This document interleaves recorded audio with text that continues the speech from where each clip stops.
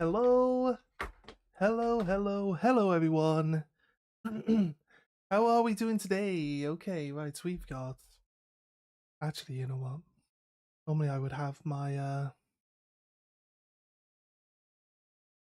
I'd have my chat up on one of the windows. But you know what? The window is fine. We go work fine on live chat now. Okay, so we're going to get everything sorted out to start off with. Bring it all up and have it prepped. Here we go, and where's the other one there? Shouldn't have any of my phones on screen.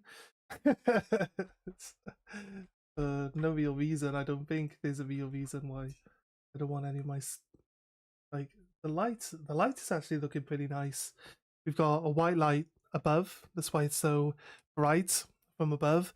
But when you're painting, you kind of want to see the models properly. So if you've got like a yellow light, it kind of doesn't help massively. So I haven't even said hello or anything. Hello, how's it going? Sergeant Badger paints here. Going to be doing just hobby stuff. I like hobby stuff. So here we are. Just bring you guys into my world and surround you and envelop you into my world. The world of the world of painting and hobby stuff in general. So yes. Yes. What are we going to be painting today? I hear you questioning before we even get started here. Well, we've actually finished this model. It's the actual weapon broke off from his staff here, but we're gonna fix that. We'll show you how we fix that once it's done, but I'm not going to be doing it on stream specifically, so probably pick that up at some other point. We also have put that away at the back. We've also got, this is actually what we're going to be painting or finishing at least. This is our what's it called? Norn Emissary. This is our Norn Emissary, I believe. We're going to be doing it's the big brain one. Yeah. Big brain one. Because you know what? I like this guy. It looks cool. And big brain. Big brain guy. So yeah, so that's what is oh god. Gotta get used to this camera. There's not much lighting. There you go, actually right in the middle. Right in the middle's perfectly fine actually. So yeah, he's got some brain exposed here. And we've got all this bit. And brain is exposed underneath. And the flesh and stuff. So he is currently base coated. So we spray him white, and then we use the the red wash to add in some red tone. Then we dry brush it white again. So that's where he is at the moment. That's the stage that he's at. But this one is at a much later stage than this bit. So the thing is, because I always paint the models exactly the same. I've done hundreds of Tyranids over the years, but because they've always painted exactly the same, I can paint them separately, and they will match up perfectly fine by the time we're finished. There is a few other things that we could paint. I'd have to poke my TV open with that. We have what is basically our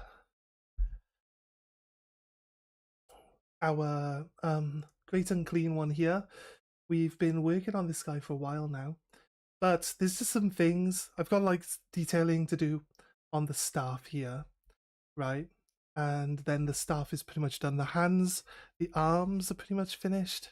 There's some like little tentacles that we've got to pick up everywhere, which will add a little bit of extra color across the model. Also, like the back, the wounds and everything are all finished, and then the coloring in the recesses. And this bit needs the silver going on, and maybe yeah, a little bit more dry brushing of a lighter color on that one to get a little bit more in there. Then also I kind of stopped painting it because I'm not quite sure how I want these tentacles to end up looking, but like as you can see, looking pretty nice. It's got his face this face under here. We started and we haven't quite finished it yet. Got like a little bit extra. Got like a couple of extra like layers and a bit of extra work to do with the flesh and stuff like that. And then it'll end up looking like this flesh down here. So looking pretty good. Just trying to match it up and stuff like that. So we could do. There's a few little extra bits that can be done to this model to like finish it off. Also, his head separate because I need to. Head is separate, but that's kind of where his head is at the moment. We're gonna do all the detailing in on his head. I kind of stopped because of the tentacles. I'm not sure how I want them to look. I'm not sure I've got the ability to make them look as nice as I want them to look. You see, so it's kind of tricky. But aside of that, we need a little bit more coloring on the purple here, and that's the difficult part because if I use dry brushing, then it's going to there's a chance that I'm going to like touch the rest of the model because this is the second time it's the second time I've painted the head actually, because I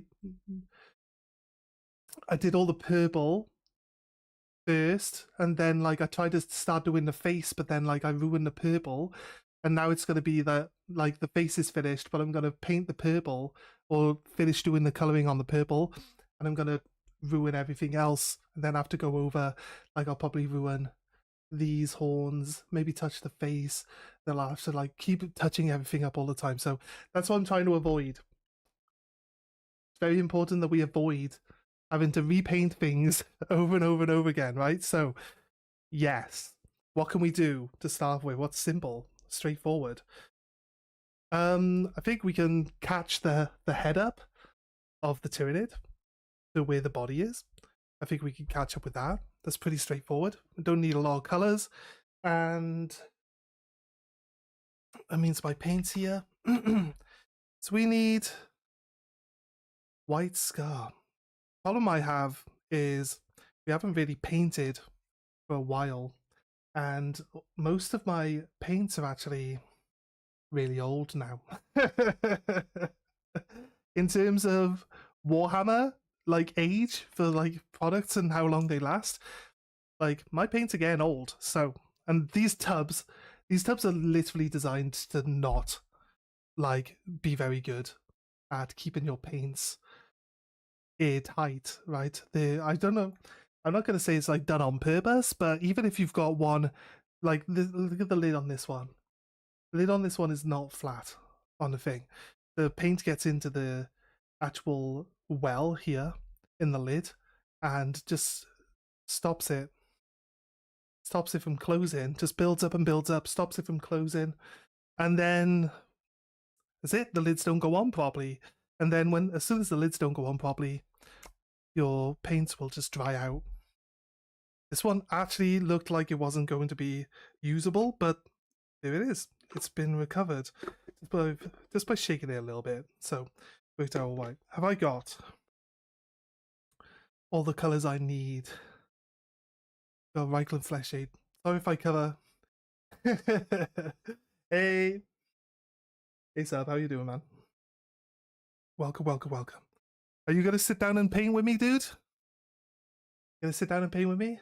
I had to like clear my entire desk so I could get the camera to show. I put this poster here. I put this poster here so you don't have to see anything that's behind it. Looking for the right paints now. What we got? Not that one. Nope. There's some more Seraphim Sepia if we need it, but I think we got more than enough. Probably close this up for now. White, very important for how I paint Tyranids, at least. We're going to be doing a couple of layers of that. There's a new Reichland Flesh Shade.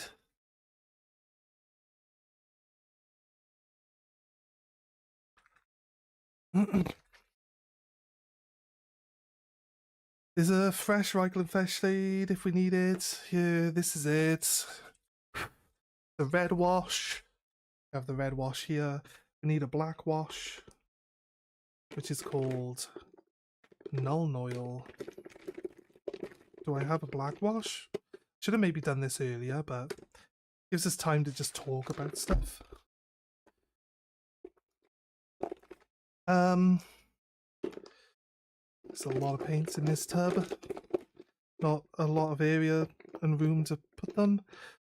So I was thinking of like something that we can do later on. Actually, I was like, I've got a bunch of stuff that's kind of like half sprayed in the house. And it's like kind of ready. But we got some other stuff that was added to it, which wasn't sprayed at all. So I got around to like spraying it up. I got a bunch of ghosts and stuff. So what I was thinking that we can maybe, this is future project. This is how long I think we're going to be. Ah, there we go. Null oil just randomly appeared on top of the pile. Okay, so the only real color we need for this is white. And then there's one other color that we'll use is red. That's it. Red and white. They're the only colors we're going to be using. Technically, we do actually have 5 other colors. We have red. 2 of these are the same, but one's like pretty much empty, so I'll put one of those to the side. Red, and we have my phone.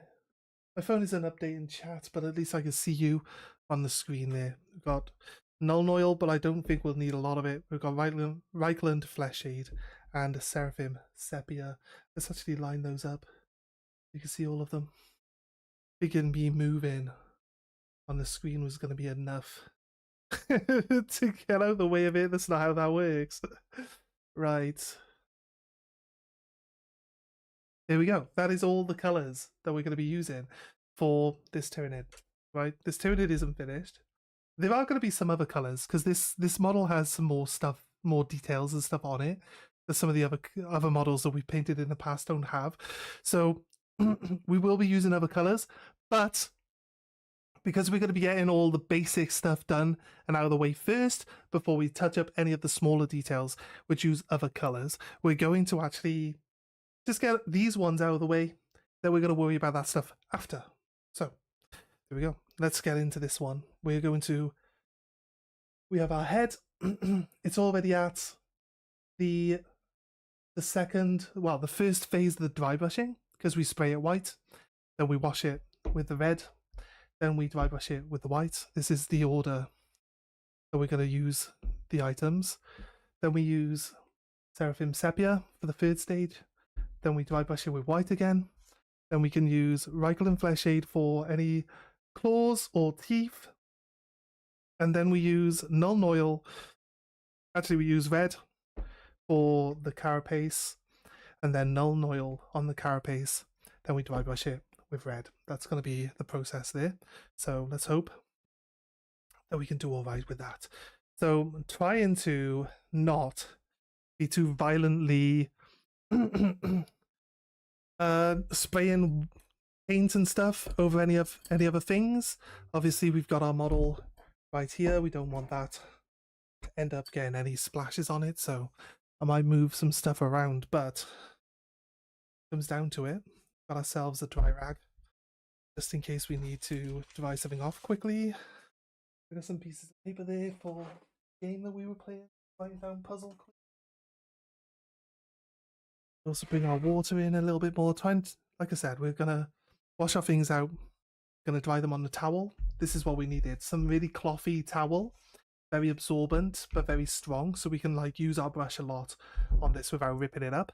The towel is just to dry off any excess water once we've finished drying off our brushes and cleaning off our paint on the brushes there. So first things first, we're going to get into using the Seraphim Sepia. So we're going to paint the flesh. I'm going to point at the model with my brush while the paint part is in the way and you can't see anything.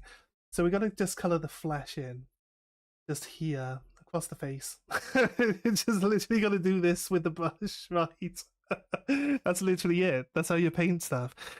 It's so straightforward. I don't know why people make such a big deal out of it. You just get your brush, put some paint on it, and just do this. Bang, done.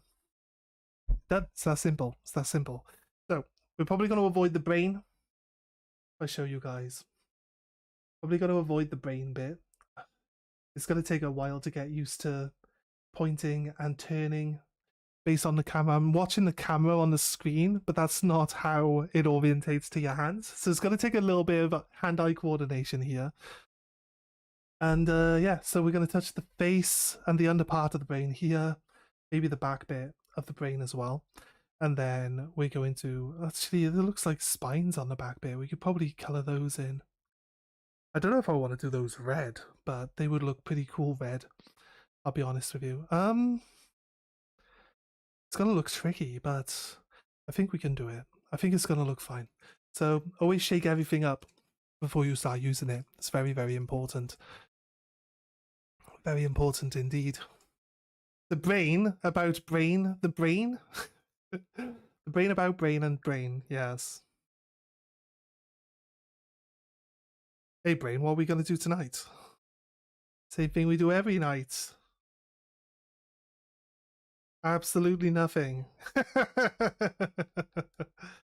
That's what I do anyway. Absolutely nothing. Okay, so I'm gonna hold it on the top bit. I'm gonna go over everything here actually, because I think what we're gonna do eventually is we're gonna come back over it.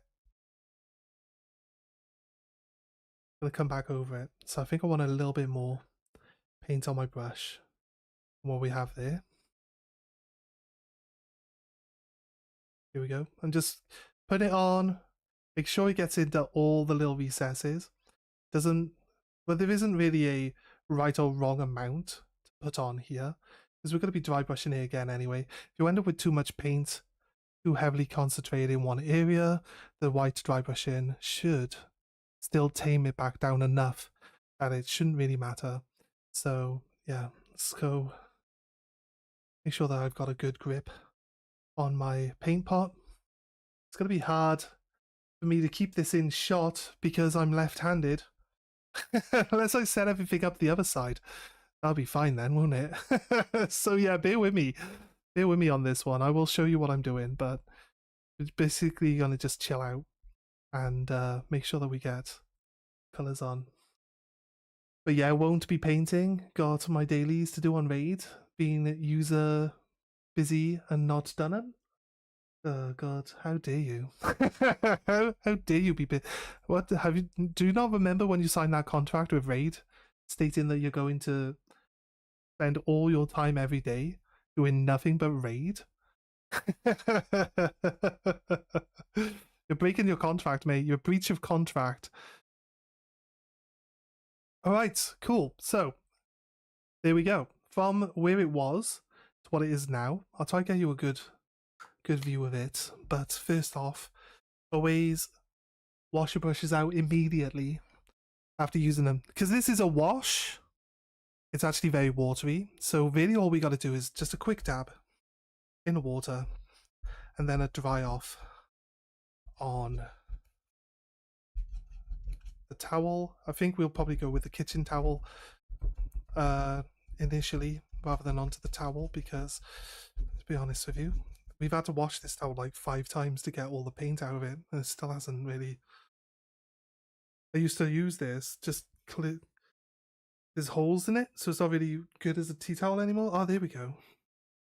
See, we washed it like 3 or 4 times. The paint doesn't come out unless you like wash it like immediately after you've put some paint on there, but it's fine. It's like, it's just a waste towel at the moment. So yeah, there we go. Right. So we make sure that we clean our brush as much as possible. Make sure it's dry. We can use it. We can put it down onto the tea towel then.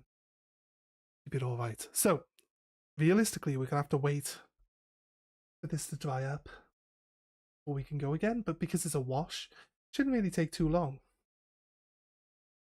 I haven't really prepared a second a second model to paint or anything like that. So as you can see from where it was like a while ago, it's like pretty much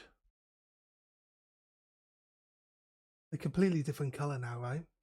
So you can see that the red and this is kind of like a light brown color. The red and the brown are now mixing together fairly well.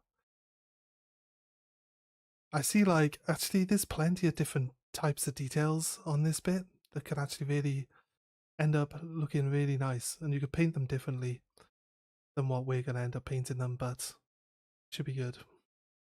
But which way do we want to pull it down? I think we can pull it down this way. Be fine.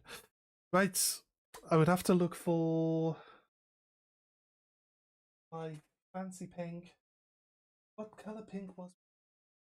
I wonder if this light dry brush pink is too pink for going on to this. What do you reckon? I think it's too much of a colour change, right? I'm going to need a lighter, a dark pink, still a decent colour. What I usually do is, if there's a paint called Screamer Pink,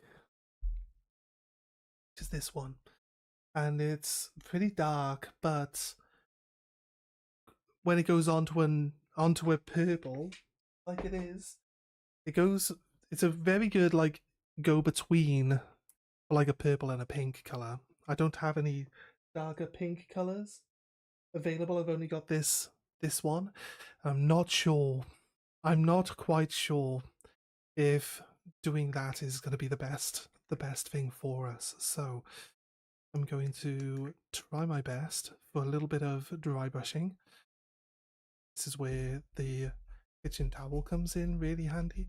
So it's going to absorb a lot of the paint off the brush, and we keep going until it becomes really fine. There's like a detail on the tissue paper as well, so like you can see how much of it actually giving you. That's pretty cool. So this brush is probably a little big doing this bit now. What's up with the light? I got this light here. Purposely put it here. This one light here. I got this one here. It's like I don't have enough cameras right here in front of that one. You want the EV deck box?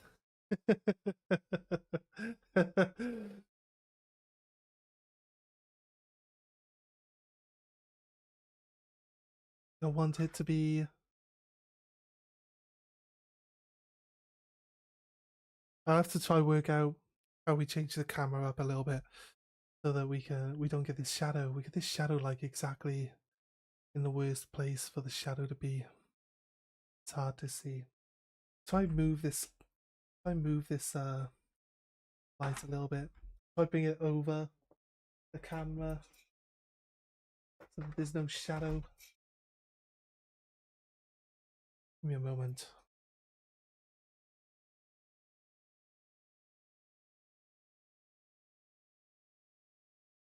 Right, I looked through for some Pokemon cards as well. I've got some Buddy Poffins. Stuff both for you. Wait, that might actually be better. Viewer raffle, 5 seconds to enter. Winner gets it.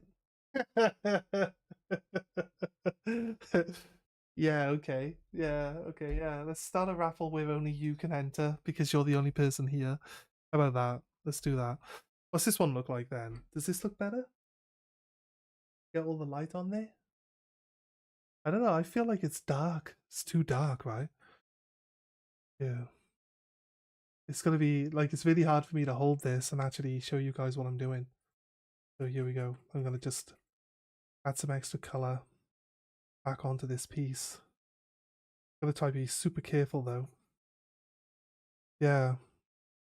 I can see that I painted it like purple recently. I haven't got back around to adding some extra color in. So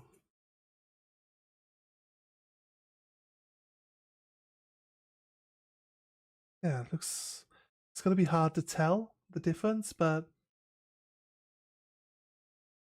rain 2 mins. The Tyranid piece is actually looking pretty dry. That's a good thing with washes. They don't take long to like just set up and be done. So here we go. Let's go. Let's get this up a bit now.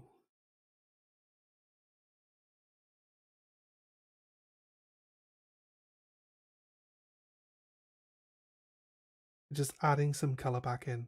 So what we did is we started off by we actually started off with this color as the base. Then we darkened the color down a lot using washes. Now we're going to try to lighten the color back up from where we put it by reapplying the original color, which is this one. So this is part of the process that we usually go through to get things to look the way we get it to look. Here we go. That looks like it's like a decent angle for holding for you guys. Yeah, so as you can see, it's like a little bit more, it's like a little less like dull, and there's like a bit more variety in the color. It's hard to really say on the cameras if you guys would be able to see how much difference we made here. I don't know if we want to use the pink. What I might do is try to mix a bit of that pink in with some of this purple. But this is a really old dry brush color, so it's actually more like a solid mass than it is. I'll try and mix it a touch. This is probably the only part of this bit that's going to go out. Like when I try to do the rest of the purple, probably not going to match this very well. So now what we want to do is just very lightly dry brush on some of the higher points and some of the edges. We don't want to really cover this too much with this pink.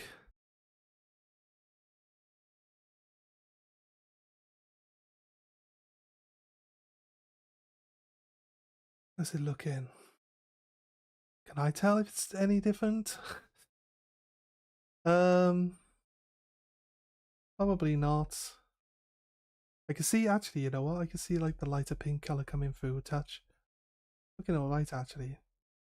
Need to just go over certain areas more than once so that the actual paint gets time to actually build up and like lightens up some of the edges. That's actually pretty good. Actually, I'm kind of, yeah, I think it's looking alright actually. It's gonna be hard, like I said, to keep to match it like every time. It's not gonna be that easy. I think we need to just touch this purple, just a little dab. There we go. Mix it, mix it, mix it. On the paper here, mix it in. And a nice color, nice tone to it. Okay, might be a little wet. Let's hope it doesn't ruin it. I'm gonna try very lightly. Oh, that's looking nice actually. It's looking really nice. Okay, guys. I think we got it. Going this way.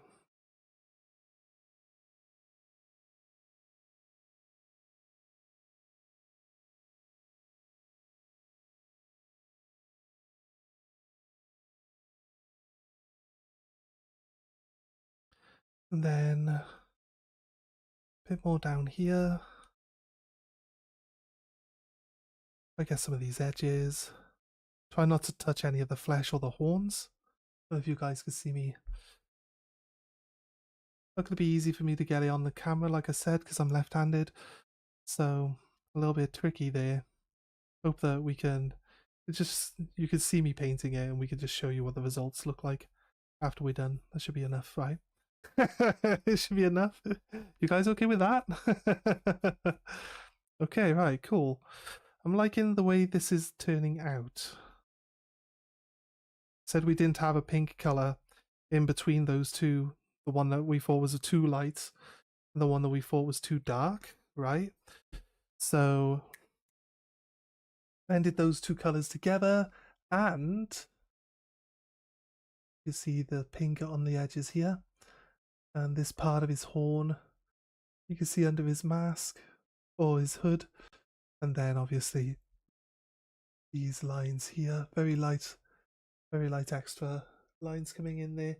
So I'm liking that. The head is pretty much finished. There's a few little details that need to be done. There's a few tentacles and stuff like that, but the head is getting very close. Getting very close indeed. Okay, we had a different brush for that one. So gonna keep that brush in. I'll tell you what, actually, we have just wet this one. Probably not helpful. Let's dry it off as much as we can. We'll do the body part, actually, that has the purple on it, which is the bum rag. The bum rag here, very purple looking, as you can see.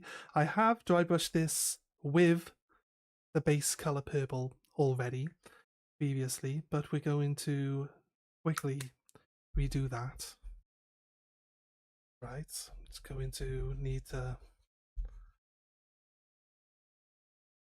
dry off our brush. So nice. Now it doesn't really matter if our brush is perfectly dry here because we're going over, we're just adding some more defining color back into it. You know what I mean? We did darken it right down previously. We're just adding some extra color back on top. Gotta try to be careful with like the parts that are close to the skin that is finished. So I wouldn't really know like the order of which we should do this stuff, because I always do like the biggest part first.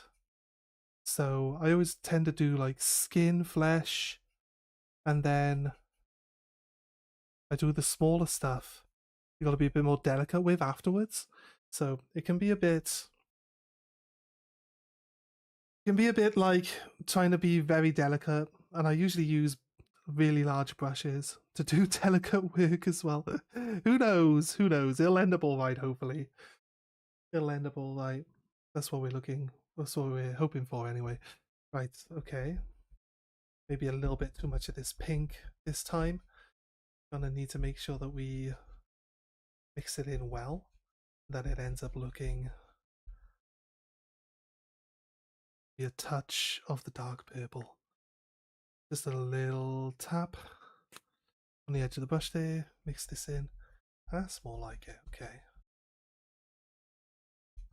This is where I said that the this part's probably not going to match the part on the head like super well. So I'm going to try just touch very lightly over the edges here.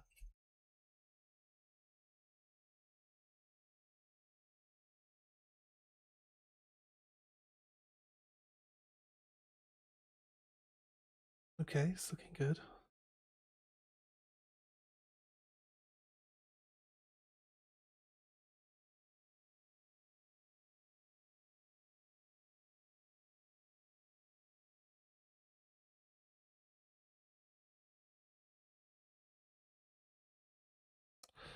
Okay, okay. Like we might be getting a little bit too much this pink on the actual surface there. It's fine. Right, this one, looking a little bit more pink than the other bit, but actually, you know what, the camera's not really picking it up as much as my eyes are. I know, show you guys, but seem to be coming through all that well. But yeah, there's a lot of pink there.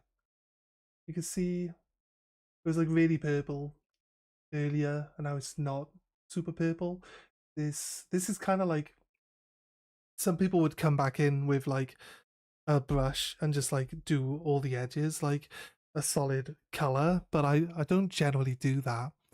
Don't generally do it. I usually, it's a fabric, right? I think the fabrics look better when they're just left as being dry brushed, to be honest with you, because you add a little bit of like, what's the word now, like dustiness to the surface, so it's not like a flat color. So when it comes to like a piece of cloth or something like that, it's supposed to look like a material. The materials are just like really small, like, plats basically, right, of material. So they have like a pattern on them technically. Like my t-shirt here, very, very small, but you can see like the lines in the t-shirt. You can see like that it's like a string of material that's held together. So a little bit of dustiness looking to where your paint is going on the models. It's actually fine. I think that's fine for materials and stuff like that. So the way that you can finish the way that something should look is basically just up to you. Up to you. I think like it looks a little bit more natural than just drawing a flat line across the edge of the model in a different color. You know what I mean? I always try to copy like the Warhammer's like official paint style, but I just don't like it. Just don't like it. I always have to admit to myself that I just don't like it. I start doing it. I don't like the way it looks. I don't like the way it comes out.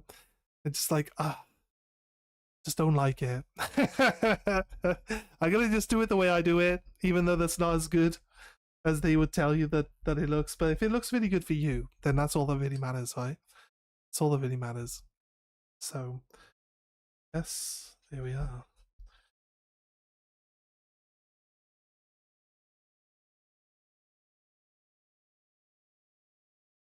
Right, that brush goes to one side. These two pieces, like that head is nearly finished. The body here has got some work to be done. Actually, this pink will come into play on the rest of what we need to do for the body here as well. So we got some stuff still to do with that. So now we're going back to the head. Gonna just take a quick look around the whole model, make sure that there's no wet paint like anywhere. Sorry, got my hands in the way all the time. Make sure that there's no wet paint anywhere on this model at all, right? Doesn't look like there's any wet spots to me. So what we can do now is we grab ourselves white scar. This is the paint we were shaking at the start. Give it a good shake up. Get that paint going.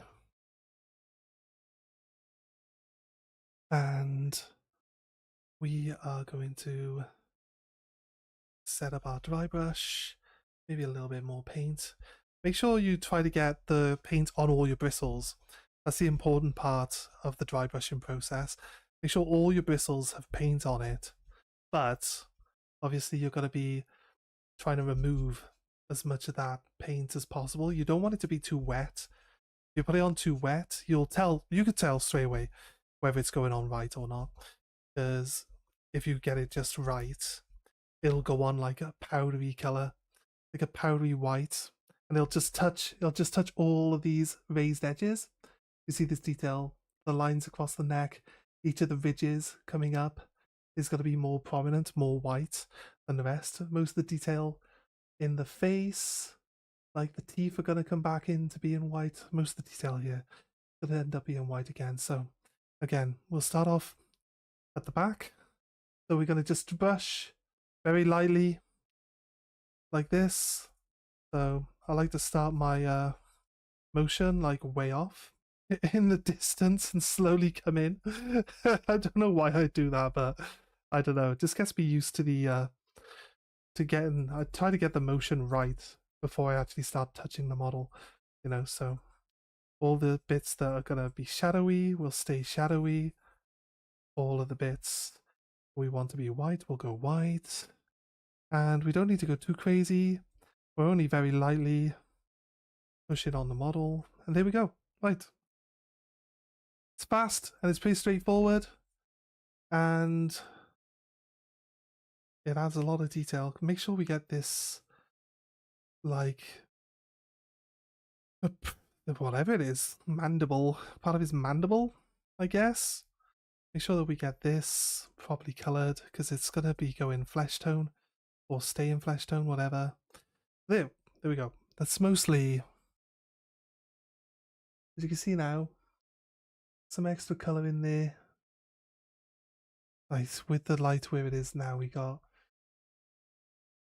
yeah, it's just, you can see the brown. You can see the darker patches of the brown. That's where the red, that's where the red is. So what we're going to do is we usually come back and we touch up some red into some of these spots, right? But we'll have to... His neck. What is his neck? Most of this is not actually going to be visible from where we are. So from here, like his body doesn't have any extra red added back into it. I'm trying to make sure we go into this bit.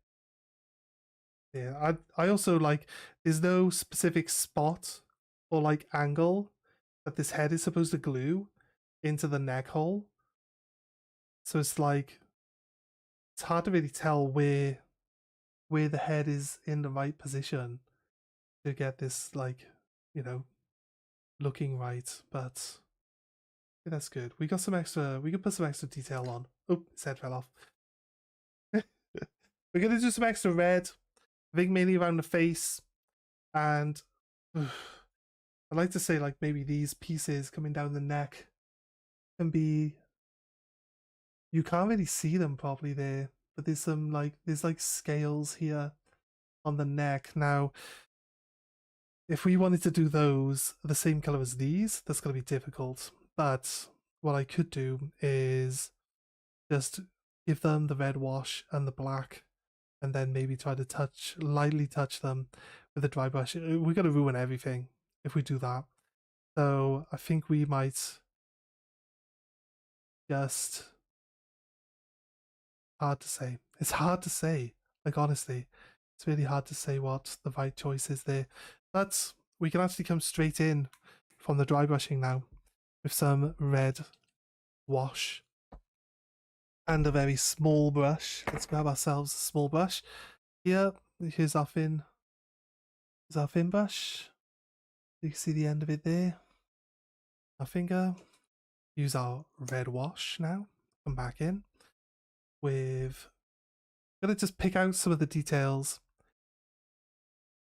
just to like add in more color. So what we want to do is go down these parts on the jaw here. You got red on you? Yeah, definitely. We're gonna go down here, add some red back in. We're gonna rub it, lightly rub it with our finger, and then we're gonna go the other side. We're gonna put our red on. Like so. Then we got to just try to work out where we want this red to go. It's tricky, isn't it? I think we red. It seems like this bit could be red, right? And then I think these bits at the back here are gonna be like spines of like carapace coming out. Now, the ones on the neck are probably basically the same thing, right? But it's gonna be, like I said, it's gonna be really hard to paint those without touching the rest of the model up again. So kind of really need to just work out what we're going to do with it. Now these are going to go like a dark reddish color, and they're going to be washed over with black Nuln Oil. So what we can do is just pile on the red wash here. Doesn't matter if it goes like really thick. You don't have to worry about taking half of this off. It'll dry flat. It won't ruin any of the details because it's just a red wash. So that's maybe just because we got some extra coloring, we can do this piece down here, like a little line of flesh. Fill in just there. I think the brain's going to I don't know, can you hear me properly? I need to stay in front of the mic, don't I? If I move forward, I'm not in front of the mic anymore. Mike thinks I'm background noise then and shuts me out. Has the sound been okay? when I've been talking, or has it been dipping off? I've realised the mic thinks I'm background noise. So, right. A little bit of red here between the brain and this other, like, what looks like it could be a solid part. I haven't actually quite finished colouring it properly. I think we can... There's going to be some extra colours I actually feel like using here as well. I'll be honest with you. Ooh, why did we leave our brush in there like that? We should have washed it properly. It's fine now. It's should be our little brush sorted out. Make sure we got like a solid nib. Make sure all the bits are sorted out. Right, okay, that brush is done. A purple. A Drucci violet. I can see it here. Here we go.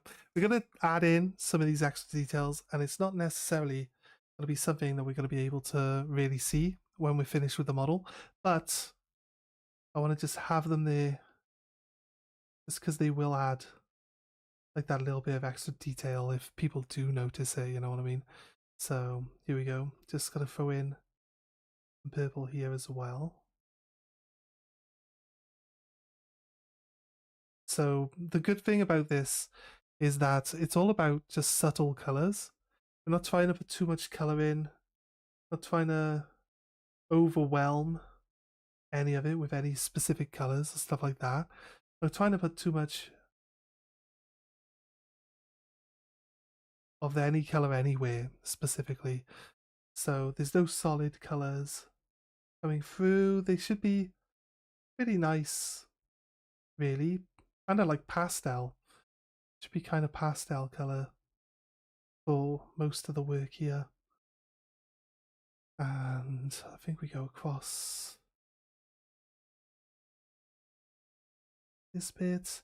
But this will match because on the inside of where the head actually goes, we've actually done this in purple. Inside the head there, that bit there, purple, right? So we got some purple lines now. On this bit, the head is looking pretty nice. I think what we'll do is, I think it would look really nice if we could actually get these parts on the side of the neck properly done in. Like the way that the armor is going to look on the head and the rest of the body. So we're going to try using red wash and black wash until we get to this color. And then after we get to that color, it's going to be a very, very, very, very, very gentle dry brush probably with a really small brush with the red to get some extra like red on the layers.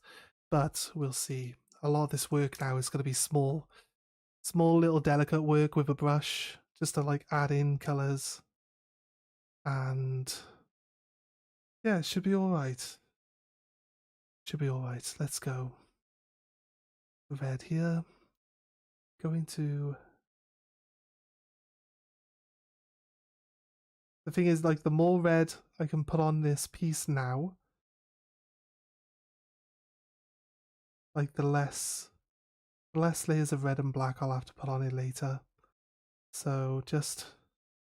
Sorry guys, you can't see what I'm doing. There's another piece here. I might not be able to see it. The camera doesn't pick it up very well. Not sure how we do better lighting for this. It's kind of like as good a lighting as we can do. We have a white light coming from the camera, from behind the camera. Actually, you know what? The camera actually has a little bit of light that might help a little bit. I don't know.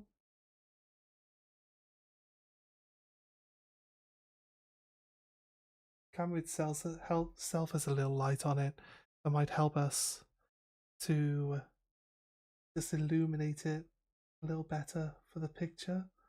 I don't think it's really that strong though, so right, so this bit here, like as you can see, this is very, very niggly.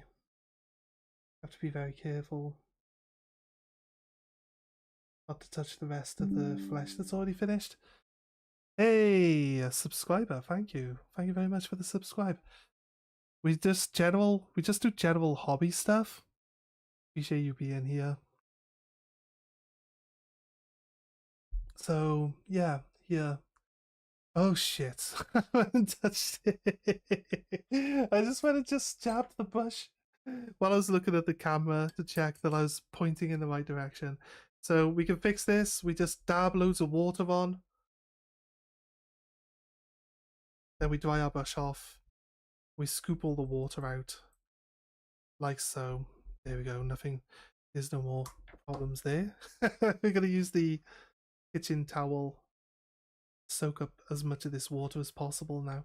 There, right. So I'm not going to be able to add any more there for now because obviously we just damped the whole area, and it's just going to mean that if we put any paint on there now, it's going to spread around really easily. So we'll give that piece a little bit of a break.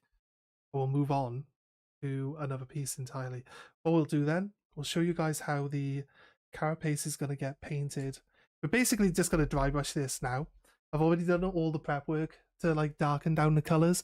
We've added on like 3 layers of red wash, which is the Carisberg Crimson.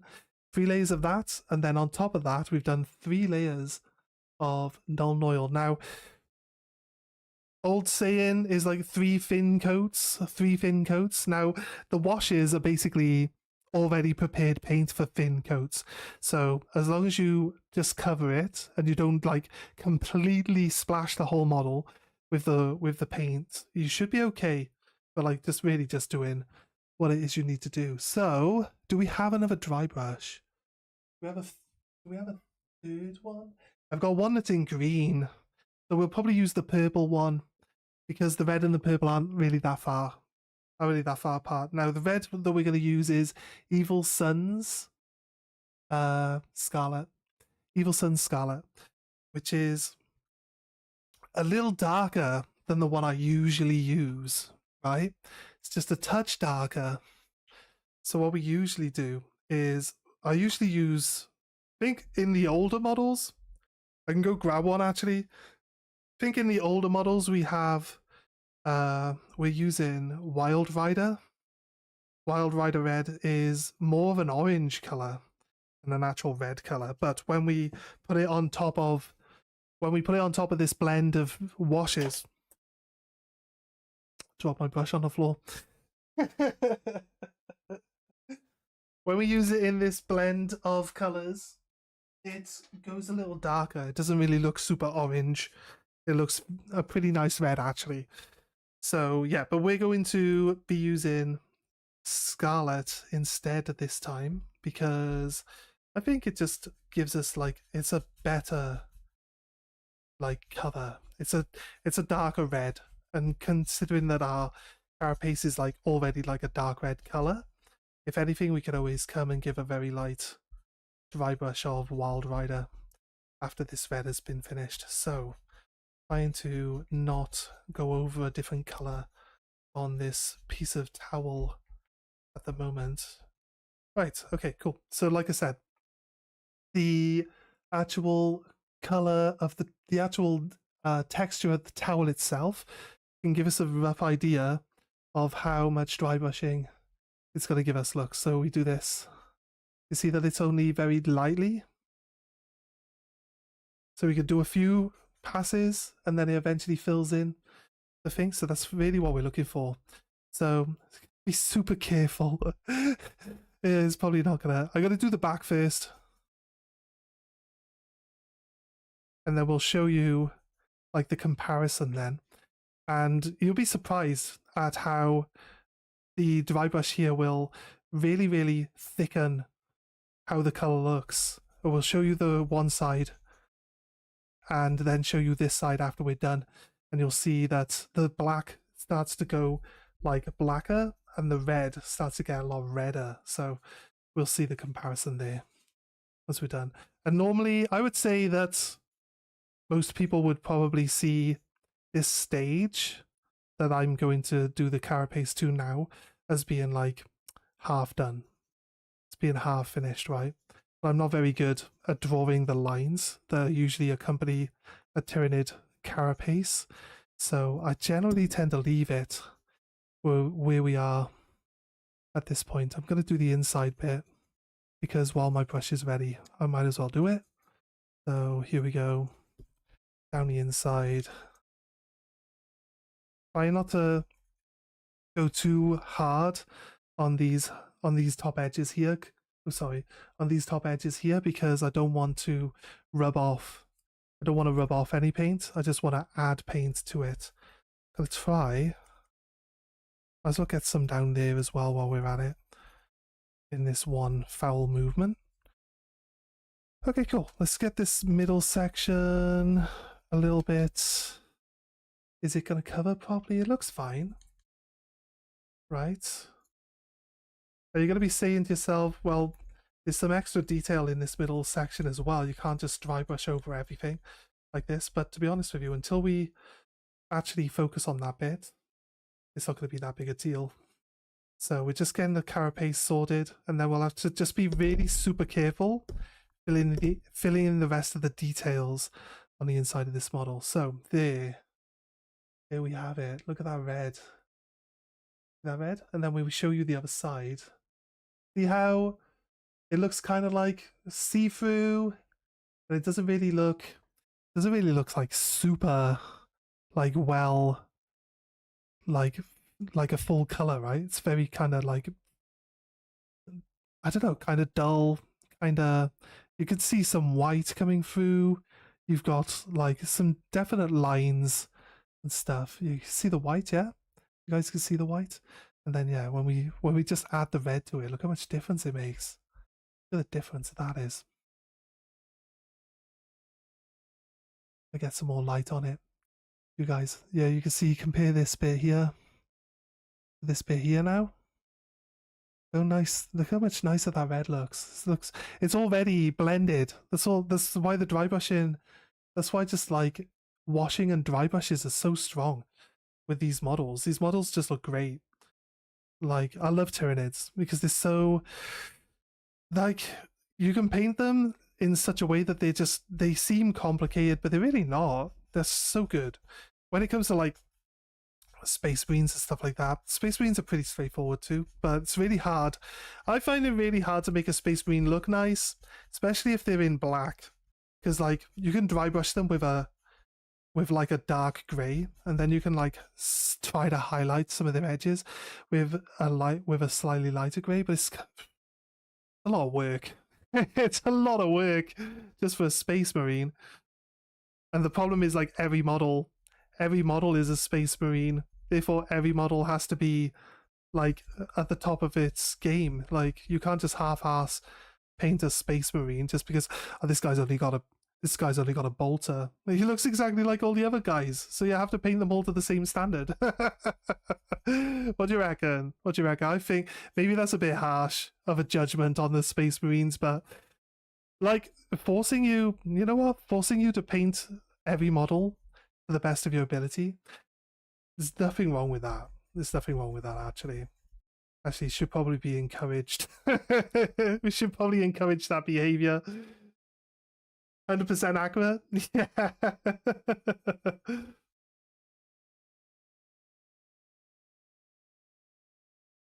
You just know that if you go into it and you paint like one model really nicely a certain way, you're going to have to just paint all of them like it. You're going to have to paint them all. They all have to go that way. Like, they all look the same. There's no better painted one than all the others. Like, some of the other armies have like fodder creatures. You can just like half-ass the fodder creatures. No one's looking at them. But the Space Marines, everyone's looking at every Space Marine equally. They all look the same. It's just got a slightly different gun. How much work did you put into this one? The same amount of work I put into all the others, guys. The same amount of work. Doesn't get any easier. Let's do some Space Marines. So yeah, we're gonna just do all the dry brushing on the hard parts. Say the hard parts, the larger sections. We're gonna come back in and we're gonna be like super like Oh, I don't know. How do we do it? Like here, we got tentacles coming out. Coming out. Look at this. Where's my finger there? Here, right here on the model. Try to. I'm not very used to holding this. These tentacles here coming out of the armor. Out of the armor. Like, ooh, seriously? Ooh. Like, I gotta dry brush this armor without messing up my tentacles? That's not gonna happen. So just do the armor now. And we'll come back in and we'll single very slowly work out a method. I actually have an idea in mind for how we're going to do the tentacles there. We're going to probably start off like a deep purple, and then we're going to lighten them all up till they get to like nearly white on the ends, and then they've got like these little combs. They got these little heads on them, so it's going to start off like a deep purple right in. So like most of the messing around that we've done now can actually be ignored, right? So it starts off purple. I might go back in and just like white them, just with a little brush, just white back over just a touch, just to get some more color back in so I can blend in some more colors. But we'll see. And then we'll work from the inside. Might be able to get some little dry brushing, and then we come out with a brush towards the ends then, and they get more white as we get towards the end. So they should end up looking pretty nice actually. I think I do have like a feeder beast. I can't remember what it is. It's the opposite one to the exocrine, the feeder beast one. We've got. Did I even finish? Wait, I did finish painting it, right? I can't remember if I finished painting it, but it started off like purple inside the mouth, and it comes out to like yellow, so like it just blends all the way through. I think it looks pretty cool. But that's me, and I painted it, so I would, I would think it looks pretty cool, right? So yeah. Also, guys, I showed this at the start of the stream. I wanted to. This is like some of the other. I need to fix his weapon, so ignore that. But outside of that, this is generally like the level. I like things with flesh. Because like I feel like I'm just better at painting flesh than I am painting. I don't like the solid lines where they like you paint when you're doing Space Marines. Like it's expected that all of the edges I'm doing things with my hands off screen and expecting you guys to know what I'm doing. So you'll get like an edge and you've got to take your brush and you've got to go across the edges, edge highlighting. And I just hate it. I hate doing it. I don't even think it looks realistic because like I've seen a metal object in real life, right? That's been sprayed red or something. It doesn't have fucking white lines on all of the edges, does it? You like painting armor? Nobody is looking at your Gretchen. Yeah, exactly, 100%. No one's looking at your Gretchen. But yeah, they all like it. Oh, I got some other examples. You guys don't mind me going for like a couple of minutes to go grab some models from downstairs, bring them up, and show them off to you guys? Do you? Just gives us a little break from the painting. We can talk some stuff.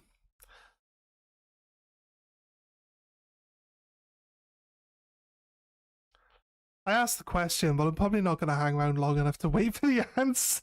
So I'm going to sort my brush out a little bit, work away. No worries, guys. I've actually got one. I usually do Tyranids. I got loads of Tyranids. I want to work on some of the newer models. I'll show some of the stuff that we've got going on here. We got ready.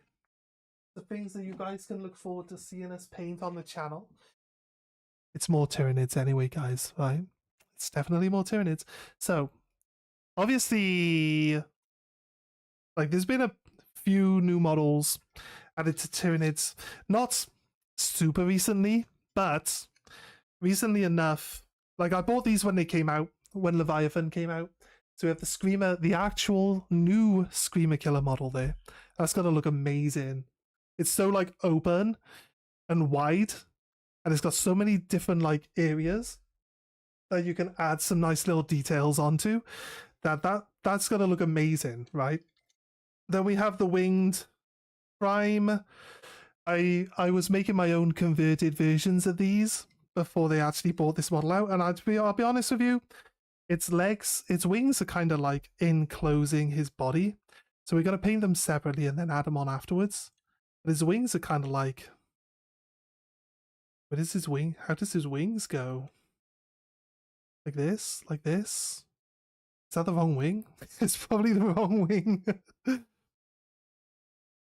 I feel like his wings kind of like just... You know what? If I can have them like this. I keep forgetting my hands are in the way and you can't see them. If I can have them like this, I think I wouldn't mind them so much. Don't mind them like that. I'll show you what I've been building, like for myself in my own time. We have one of these guys as well. So obviously the Leviathan starter kit, and we have the Brain Bug, which looks amazing, by the way. I love these models. Love all these models. So yeah, we get some color on these guys. Just need to do a bit more prep work before they're ready to actually get some paint on them. So yeah, these guys gonna have a lot of really nice looking details on them when we get to paint the brains and stuff, especially with this guy that we're painting currently. When we do all the brains and stuff like that, I can show you what that's gonna end up looking like, because we've done a plenty of neuranthropes in the past. So put these back on the shelf. Take my headset off a second. I'm not actually even listening to anything. Why have I got my headset on? I'm using this mic, not this mic. I don't even need my headset on. Why have I got it on in the first place? There's no sound coming through anything. I'm not listening to anything. Right. Anyway.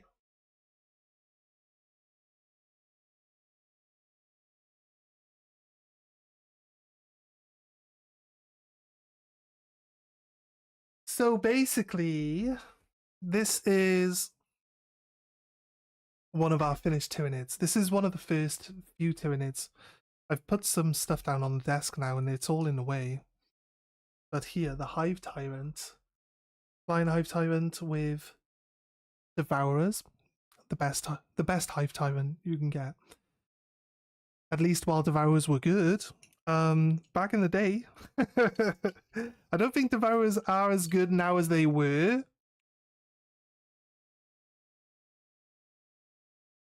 They're almost ready to paint. Yeah. Just gotta do a little extra work, mate. Once I got them home and I tried to get a better white cover with the spray paint. So just a little bit, we can see the lines in it now when the white paint is on it. So when it comes to dry brushing them and getting them to look like this, it's actually not going to be as visible, but it will still be there. So all I need to do is fill those in. There's just a little bit like that on some of the models. This guy, the Screamer Killer, his leg's pretty bad, and it's because I don't want to have a go at you, Dave, especially not on stream, but it's because you haven't glued any of the front of his leg at all, which is a very important part because that's the front of the model. Like if it was the back of the model, I wouldn't really care, but it's like straight down the front of the leg, you know, and there's just no glue there to stop it from like coming apart. So just a little bit in the future. Yeah, this right here is actually the worst part on his. See that? Look at that. God damn it, Dave!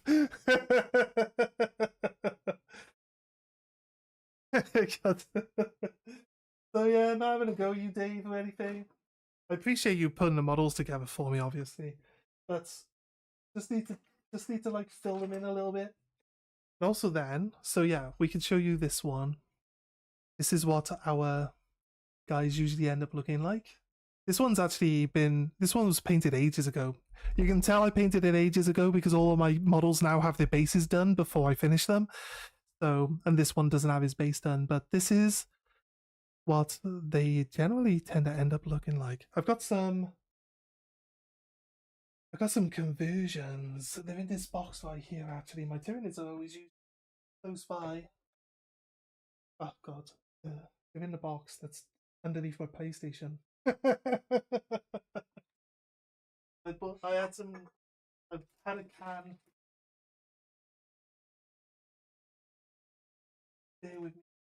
I've got my bin leaning up against facing the balance. Let me pull this. Try not to spill all the contents of the bin on the floor. Okay, get these, put these under there. Right, have we got some conversions in this one? Yes. Yes, we do actually. Let's have a little look at some of my conversion work that we've done in the past.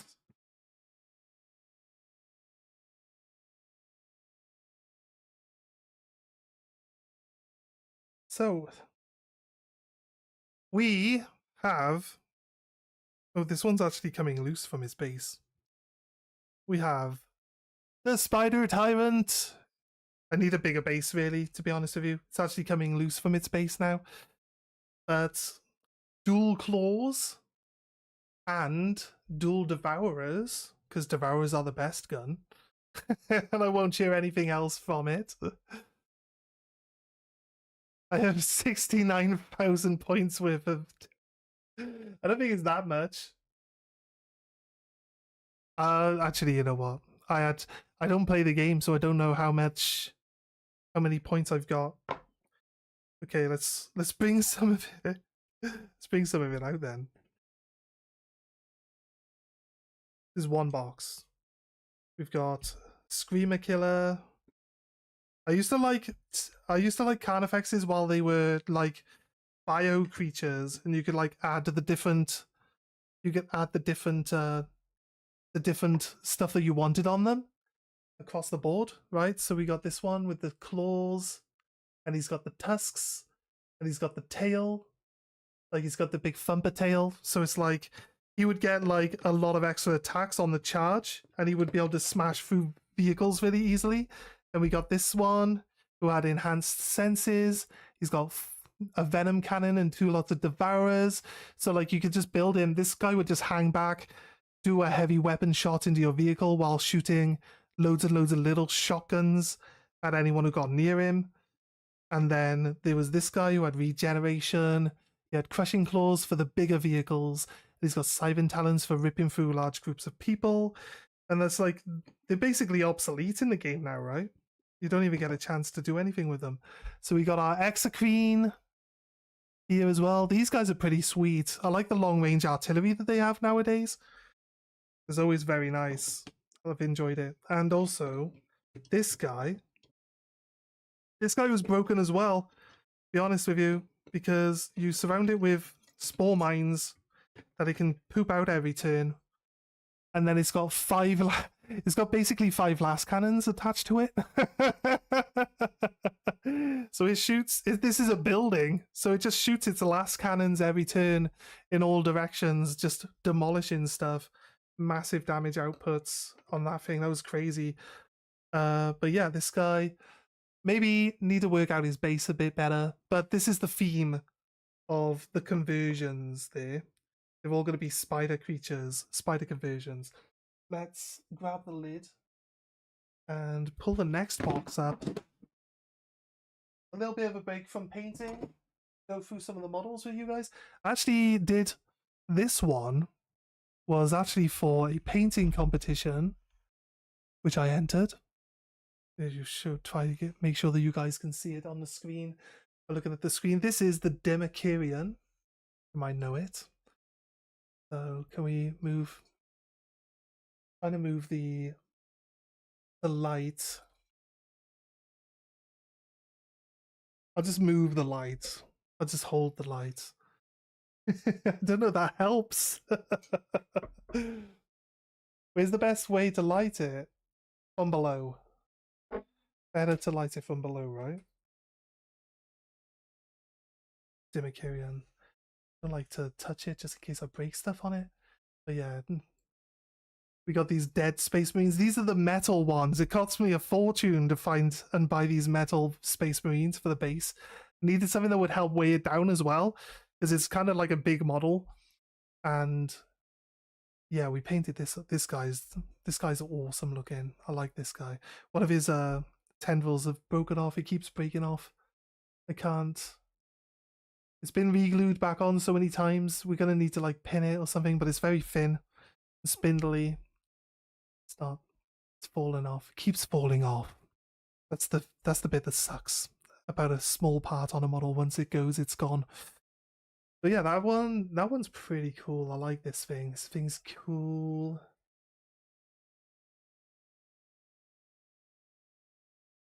It used to be cooler until they took all the options away. Yeah, exactly, right?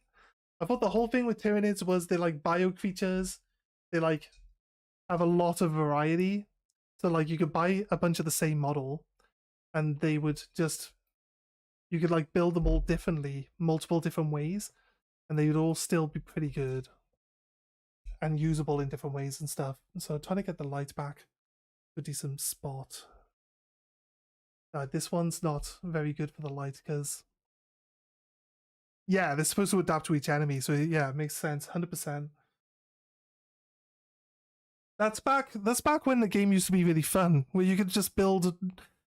I had a reason to buy like multiple Carnifexes and build them all differently, and then put them on the table and just enjoy just messing around with stuff. Like I could throw a Carnifex down that would do shooting, and that would probably be more successful in most games than the close combat ones would. But you could build the Carnifex in such a way that it would do like either lots of attacks, or they would do. The game is fun, 120 berserkers. I tell you what, that's actually. I did that to someone. That's not fun, Dave. I punched someone's Land Raider into space with one berserker with a power fist, and he got like 12 attacks on the charge and just blew the thing to pieces. It's just like, no. One guy can kill a Land Raider with a power fist. This shouldn't happen. But that was 8th edition. I don't know if it still works that way now. But a berserker with a power fist is like strength 10, right? Strength 10? I'm not sure if the sergeants for the berserkers can actually still have power fists, though. They've probably taken the option away. Alright. Hey guys, brain bugs. Brain bugs. These guys look awesome. They just look awesome. Like, even if you haven't painted them, they just look amazing. Right? So these guys are cool. This is the brain bug. That's actually an exploding bomb. It's not really a brain bug. Here's a brain bug. Here's a brain bug. So yeah, so basically this Hive Tyrant is a mix between one of these, the Neuranthropes, and a Hive Tyrant now. So this Norn Emissary is a mix between the Neuranthrope and a Hive Tyrant.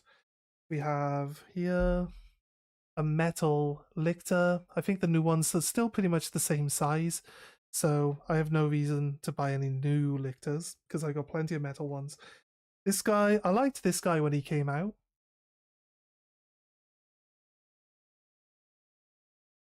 Don't know why the screen, for me the screen seems really dark. Are you guys getting like seeing this properly? I like the way like the armor is on his head. I like the way that came out because we did like that little line around the bottom, and he's got like that solid black bit, and then we did like we still did the red blending with the rest of the carapace there. But yeah, it looks pretty. I liked this model when it came out. I was to be honest with you, I bought one. I bought one. I can say this about all of the new Tyranid models actually. I bought one of these and I was like, wait, how big is it? I was like, this thing's like the Red Horror, isn't it? So it's got to be bigger than a Ravener, but smaller than like a Hive Tyrant. But like, no, it's actually smaller. It's thinner. It's thinner than a Ravener. It is taller than a Ravener. It does have wings, so it's still pretty cool. Still pretty cool. This is a very cool model. So yeah, I painted another one. So I painted a second one. I've never used this thing in combat actually. We have Zoanthropes. Their bases haven't been finished. We've got another brain bug or a Sporocyst. We have here are my warriors. Oh my god, look at these guys. Look at these guys, Starship Troopers. right?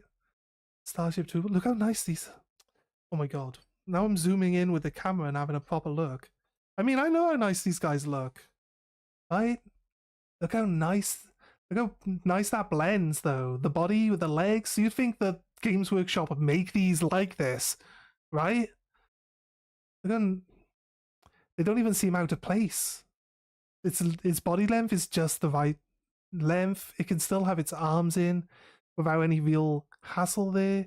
It's got a gun as well. Like crazy.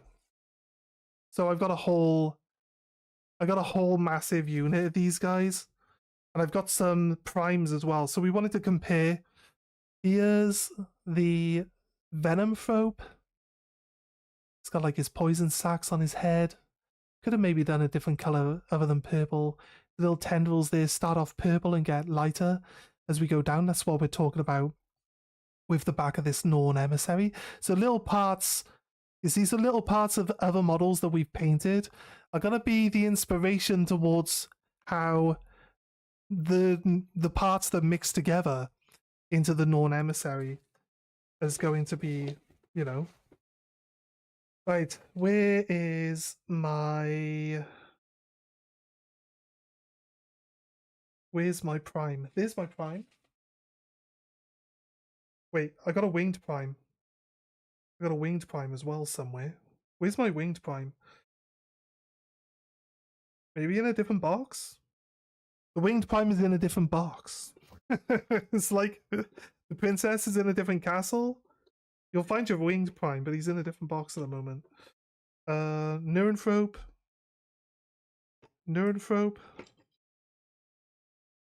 I like the Zoanthropes and the Neuronthropes. They're like kind of my favorite models.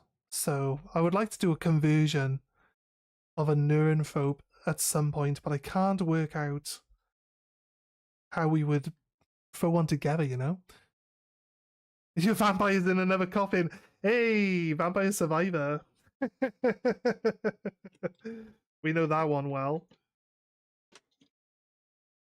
Right. Here's my prime. Dive in off this rock. He's got 4 swords. Because you could build a prime to have 4 swords. Not that it would really do him much good. But 4 swords looks cool. Why wouldn't you give him 4 swords? There he is, leaping. I'm not very good at making them, like, I don't know what we would do to hide this. But, like, he's just jumping off a rock. So, like, putting a tree there or something would be kind of silly. Doesn't seem to really fit. But yeah, this guy. That's my prime. We got how many? We got loads. We got loads of these guys built all different. There's another one. The Swarm Lord has 4 swords, yeah. So this is like a mini Swarm Lord. This is a Swarm Prime.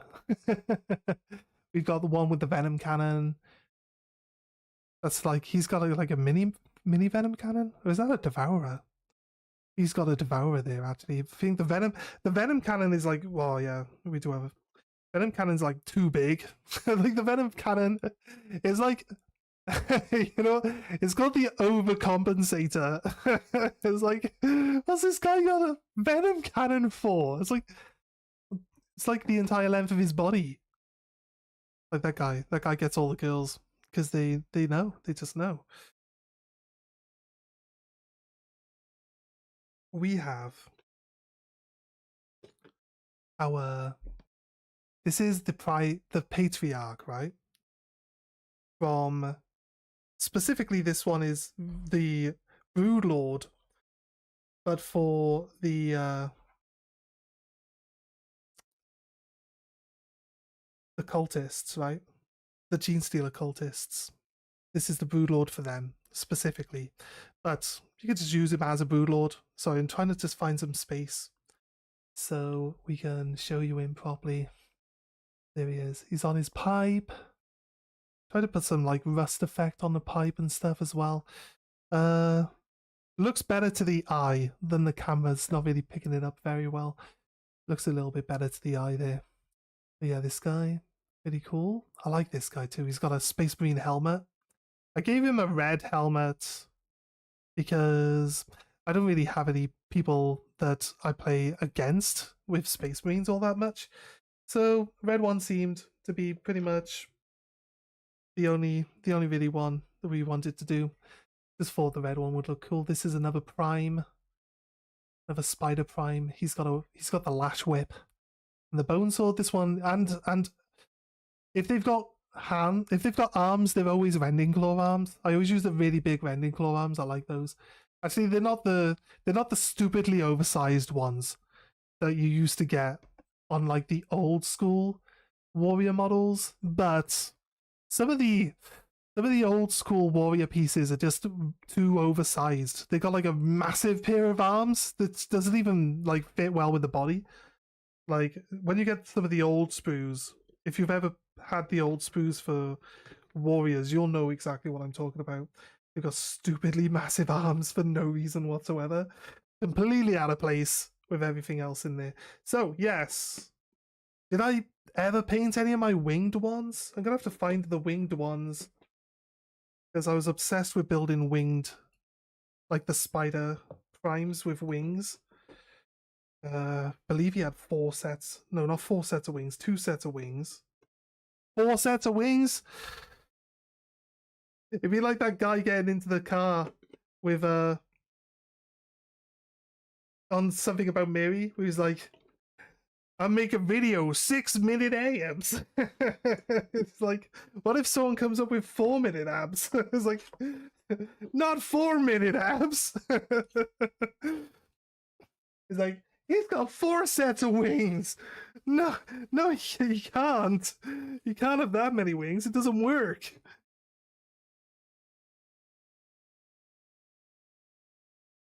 Trying to work out how these guys go back in. Why did I get them out? The only problem with getting all your models out is you gotta work out how you put them back in. Here we go. Right. Ladies one's down on top because that's where they live. Top. Laying down. Here we go. As long as they're not touching, we're fine. There we go, that one there. Here. I feel like we've got more models that are now on top than we actually had on top previously. This seems weird. We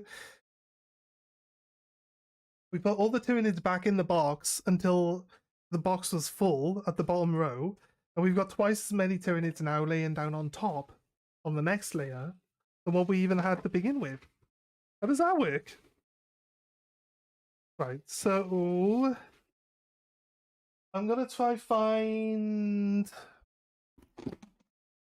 I actually think it shouldn't be too hard to find the models for my winged primes.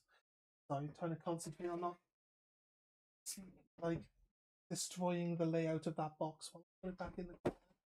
I think it's in my custom box, my customized box with all my special bits for customization projects that I've been working on. Is actually, guys, I do actually have a Space Marine army. I say all this shit about Space Marines, but you'll see if I get my Space Marine army out, you'll see what I mean by having to paint all of them exactly the same because they're all the same. Actually, I got 2. Guilty pleasure, I got 2 Space Marine armies. Why do I keep forgetting this? How do I forget that I've got 2 Space Marine armies? Put this thing back over here. Alright, okay, there are a few models in my Space Marine armies because I was converting the entire army. So bear with me, guys. And we'll show you now. This is my White Scar Captain on a bike. He's on a Primaris bike. We actually built we built this eagle from scratch for the front of this captain's bike, right? So yeah, a lot of green stuff, and then wings from Blood Angel. This is the eagle head from Gilliman's base. So we had to buy a Gilliman just to get the eagle head for the front of this. So this model is more expensive than Gilliman because we had to throw that Gilliman in the bin because his base was ruined. so basically, I was like, yeah, fuck that Gilliman guy, he's rubbish. I want that one piece off his base though. So yeah, that's my captain for my white scars. That's my conversion right there. These feet are actually from a pterodactyl. From the lizard men, right? They're pterodactyl feet. So that's cool. That's my librarian. These are like, we were converting like the old bikes, and then they went and got rid of all the old bikes. So yeah, thanks Games Workshop. All this work into this army, and now I can't use our well, my librarian, he's got a book because he's a big fucking nerd. He's got his staff there, which is completely like 100%. We took all these individual pieces, we built this weapon from scratch. We've got like fur, got bear skins, and we got fur. We got fur underneath the book here. We got some bear skin arms. As you see, wolf arms. So, like, the amount of things that we had to like strip apart to get. This is my chaplain, mind. This is my chaplain, all built from scratch. So the bike obviously is just a normal bike. We had to green stuff the ropes for keeping this skull on the front of the bike, but we removed the entire front of the bike, or we just didn't glue it on, basically. We put this skull there instead. This staff is like 3 or 4 different pieces stuck together. As you can see, we got some green stuff here as like a piece of fur or rope that we've wrapped around, so that, you know, the gap between the 2 pieces is kind of hidden underneath that piece that we've made. And some of the other stuff we got, there's a set of legs for, is it Dark Angels? Dark Angels, right? No, I made these, like, I wasn't really doing like hobby stuff on streaming. I was just doing gaming back then. But I made these, like, we spent a lot of time making these. Like, I think that type of stuff would be really nice for people to watch, but I've got loads and loads of materials to be doing conversions like this. So me and my housemate, we have to find the time though. My housemate's in the army, and he does all the fur. He does all the green stuff work. Well, I just basically I find all the different parts that I want. These are like cloaked legs for bikers. They come from the Dark Angels, because I wanted our guys to just have a little bit more detail to them than just, you know, this is just completely green stuff and some skulls from the skull kit. And this the piece on the back of the bike here is from some from one of the sister tanks. It's like an extra piece of detail you can add to the tank, which we have obviously used here instead. And then he's got this extra cloaky bit. Actually, no, it's not extra cloaky bit. It's like the proper side. This is the outside of the cloak. It's like a leather. It's a leather color. And this red and gold trim bit, that's actually the inside of the cloak. So as you can see on this leg, it's blowing back, but it's actually brown up here in the top bit. So you see it does match. It does match. It's not brown on one side and red on the other. It does actually match.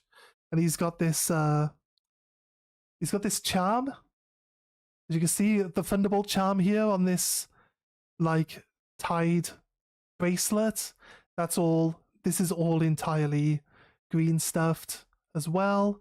These bolters, I got bolters for the front of the bikes. They're pretty cool.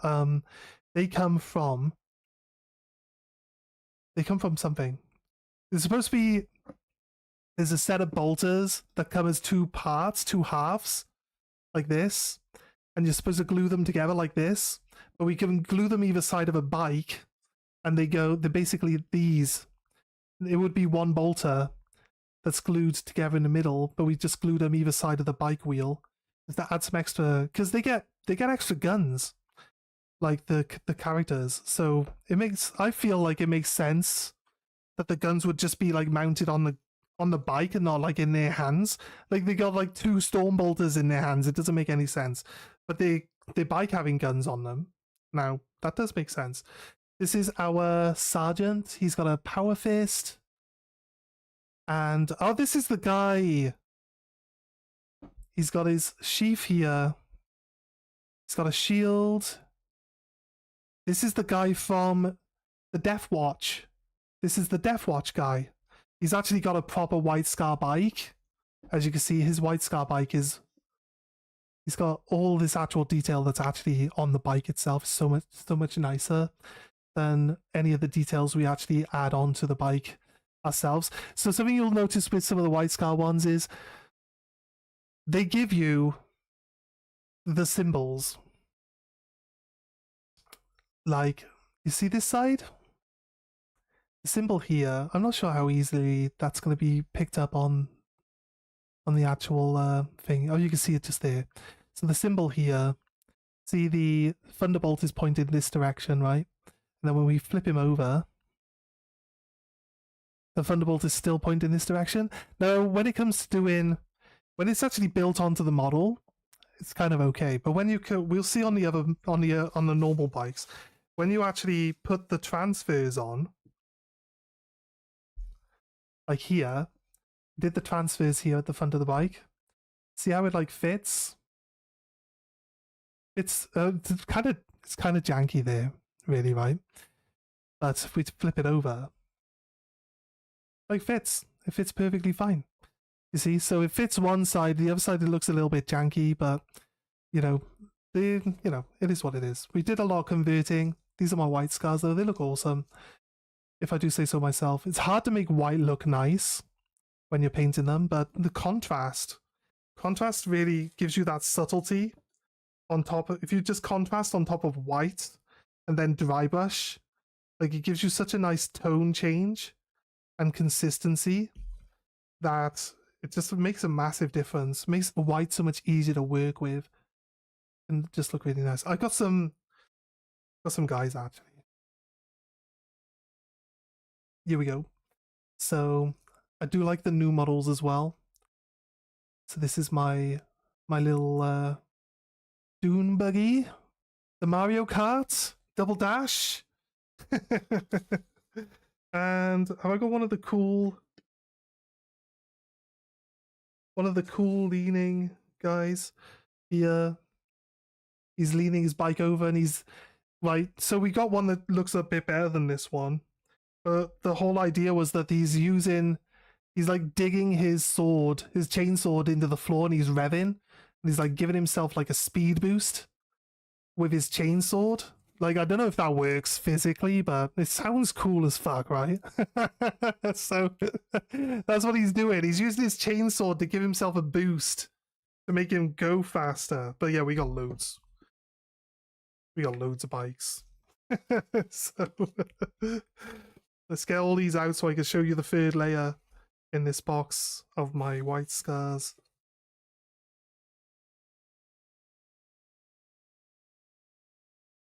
The bottom layer, I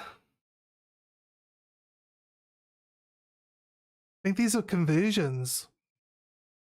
I think these are also conversions because we got swords on Primaris bikes, right? With we got bigger symbols. All those different size symbols, they come in handy sometimes. So yeah, he's got his sword there. We got like skulls on their shoulder pads. We also picked up one of these guys. This thing looks really cool in red and white, must be said. Especially you get some transfers on there. I would have put some White Scar ones on them, but they just don't, like I said, when you go on the one side and they point one direction, you go the other side, they point the same direction. We got one here. Could have maybe done another one, a bigger one at the front, but I think one on each side is enough. Didn't need to go super crazy with it. Yeah, I think like, look how nice. Like, as you can see, I don't like doing the normal Space Marine edge highlighting. I don't mind dry brushing. You can see that they are actually lighter on the edges. It really does bring out like and define the model a lot. So I'm not against edge highlighting. I just think like you can get the same effect while actually just, you know, doing the normal dry brushing. It doesn't need to be such a massive, like, obvious thing. You can just be a lot more subtle with it. So what else is there? Is there anything worth showing left in here? My attack bike, maybe? Basically just a bike with a sidecar. Here he is. Basically the original Doom buggy, pretty much. We had a bunch of those ready to go. I had some Scout Storm land speeders. Basically like the old school Space Marine version of this thing. Like before they brought this thing out. It's the original version of that. But I half built it and I didn't like the model, so I was just like, you know what? I'm not gonna bother. I'm not gonna bother finishing this guy. I'm gonna just leave it. So yeah, I never really finished building it because I was just like, it looks like it's too much effort. Too much effort. You got like all the people. You have to keep all the people separate. You won't be able to put all the people in because once you paint all the people, you then have to attach like the pieces that hold the people in place on top of the people. So it's not like you can glue all of the model together and then paint the model in one solid go, and then paint all the people separately, then add the people onto the model afterwards. The people have to go inside the model, and then more parts have to be glued onto the model on top of the people that are there. So it's just like, how do we get away with this? How do I add these? How do I half paint the model? Paint the Marines and add the Marines in, and then put the rest of the model on and paint that. How do I match it up? How does it look good? I just thought it was a bit too much effort for what I wanted to put into it. So we didn't bother with those ones afterwards. I also did have I had a bunch of attack bikes as well. I was going to have like 5 attack bikes in the army. You'll see them in the conversion box, but they're not here. I also made like, there used to be biker veterans, and the biker veterans could have melters and plasma guns and all those really nice guns on a bike. So how many armies do I have? Sorry, I didn't look. I didn't see that. A few. Too many. I have Necrons. I have Tau. Actually, to be honest with you, all my Necrons, I bought my Necron army off someone else that wanted to get rid of his. So I didn't actually end up having to paint anything there. But I have basically sold off most of the Necrons, and I have all of them like replaced, like new ones through. So I have a Necron army we can paint and or build as part of what we could do for hobby stuff. I also have Tau. I've got like £6,000 worth of Tau, all in sprue, all in the box, ready to be built and painted. But I wanted to do some practicing with paints to try like make a metallic looking paint that we can like apply to the models to start off with, which would save us a lot of hassle. Like, you know, I just wanted it to be metallic, kind of like a really nice shiny, different colors and stuff. I unsubscribe. I just wanted to paint them to make them look nice. I don't want to play them. They're just gonna look honest. Don't be like that. No. Why does everyone hate Tau? Tau are really cool. Like, they're not as bad as they used to be in the game, right? They're not as bad as they used to be in the game, I don't think. Why does everyone hate Tau? Eldar were really worse. Eldar were way worse than Tau ever were. Like, you can even play against Eldar without using something that was, like, you know, the same way. Okay, I've opened up my conversion box. Here is my winged prime. I don't know if you guys can see that properly. It's got 4 wings. There we go. It's got the spider legs. We gave him a devourer because Devourer, Rending Claws. Really just the best option. No, he's got Scything Talons. He's got six. He's got 6 Scything Talons. Do you think we could have done one with 8 Scything Talons? What do you reckon? 8 Scything Talons? Do you think that's too many? Guy's basically got 8 legs. A proper spider.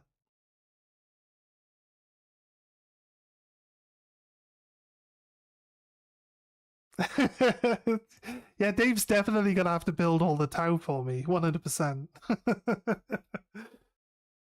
Okay, so this is my conversion box. It's got all my materials in. We've got some half-painted models for Blood Bowl. My housemate had wood elves, I believe. Some sort of wood elves. We've got pieces. That's for... Oh, they're jet engines.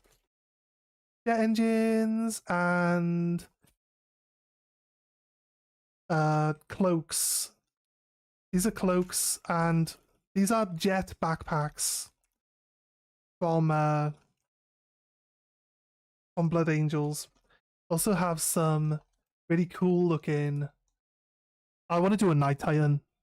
I want to do a Night Titan, but I want to convert it to Chaos. This was before the Chaos Night Titan came out. This is how long my projects take to actually go about, right? It takes a long time. But yeah, we have these things in to add to a Night Titan to Chaosify it. I have some cacti for bases. We have a load of Tyranid stuff that's kept separate. What else we got? Oh, look at this. Look at this guy. Look at this guy. This is my 12 for Blood Bowl. I couldn't work out what colours I wanted on the goblin, so I stopped painting it. But the troll itself, without the goblin, looks fucking amazing. Look, he's got someone else's... He's got a helmet as a knee pad. He's got a number, his number 12.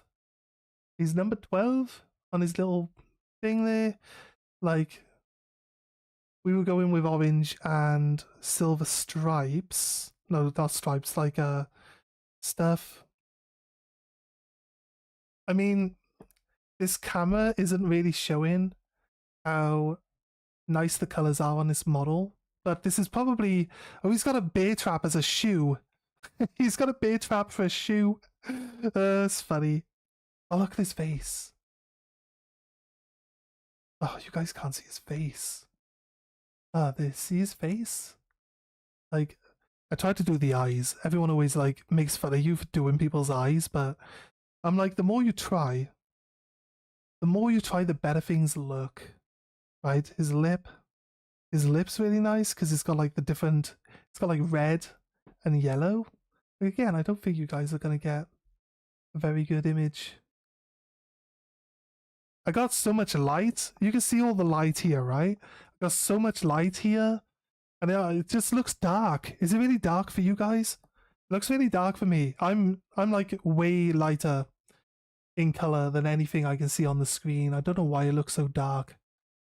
But I know what it is. It's the camera adjusting itself. I don't want it to adjust itself. Yeah, the camera's screwing me over. That's what it is. Right, it would be much nicer if the camera wasn't automatically adjusting the color to dull it down so it's not too bright, because I want the extra light. I want you to be able to see these things in full color. It kind of sucks, but it is what it is.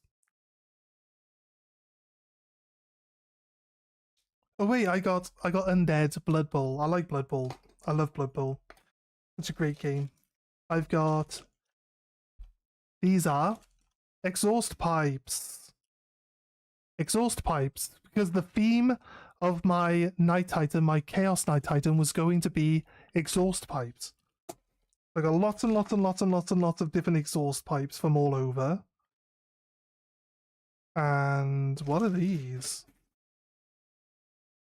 These bits. Primaris. Ooh, Primaris Melter guys. On that one starter box that bought out Primaris Melters. So I got a bunch of Melter guys there. Loads of bases. some more of these, like,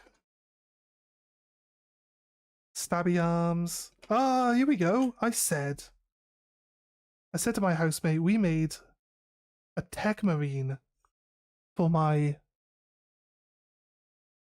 Here's a tech marine. His weapon is broken off at the back here, but I think you'll be able to add it back on. This is the tech marine that we made. And his arm. His one arm has fallen off on the side of his kit here. Look at this kit. We built that. We built that out of like some AdMech stuff. And then we've got the fur. He's got paws. See, he's got like bear paws. Do we not have a skull? We didn't have a bear skull to go on the front there. But I think it looks cool as is. I'll find all these other bits and get him like re-glued back together at some point in time. But oh, there. He's of a Night Titan. Oh wait, yeah. Who are you? Oh, the medic. Here's my medic. The White Scars used to have all the characters on bikes that you could use that weren't available for different armies because they're space bikers. They want to be on bikes. And now they're getting rid of all the bikes. It doesn't make any sense. But this guy, this is the medic. What's the medic called? Not called a medic, is he? What's he called? Can't remember. Apothecary. Is it the apothecary? I feel like apothecary is the right word. Probably not. Yeah, some more exhaust pipes. Really wanted to convert. Here's a prime. Hasn't got his legs on yet, but this is a prime that will be getting some wings and some legs. This is spider legs already attached to the body on that one. So yeah, like I said, there's a lot of stuff in here that we were converting. But there's a champion. We got like most of the Space Marines from this starter set in here. That's the Executioner champion, right? With the big sword. That guy looks cool. The guy looks so cool. I'm not a Space Marine fanboy or anything like that, but that guy looks so fucking cool. With his big ass fucking sword. Crazy ass. Some chain guns. Oh look, my friend, my housemate. Yeah, the apothecary, yeah. My housemate has a dinosaur, like Triceratops dinosaur Blood Bowl team, like a printed team. I've actually started on some of these. They're actually on the table over there, but I couldn't find where the last couple of guys were, and here they are. They're actually in here. So now that I've found the last couple of guys, we'll add them back onto the painting table. We'll start working on them again. Okay, yeah, so that's most wait. That's most of the conversion stuff. Yeah, we had a guy. I don't think I made this guy actually. This guy was some of the inspiration for parts of what became like how we designed the White Scars. But he has like these lightning claws attached to the front of his bike. That looks pretty cool, I'll be honest with you. But he has the half guns. He has the half guns, and he's got a spear. This spear is from the Grey Knights. It's a Grey Knight spear. So yeah, I think we made one person with a spear when it came down to it, but I don't think we ended up. None of my veterans are in this box actually. To be honest with you, my Primaris bikers are here, and none of my veterans are in this box, so I can't show you any of them. But yeah, this guy, this is the prime that I was working on. We'll get him on to the table, and we'll finish painting him off. And I've got a base actually. Got a base for him sorted already, right there. I use slightly larger bases for my warriors because they're like bigger. So it makes more sense that we have larger bases for them. But yeah, let's put all this stuff away.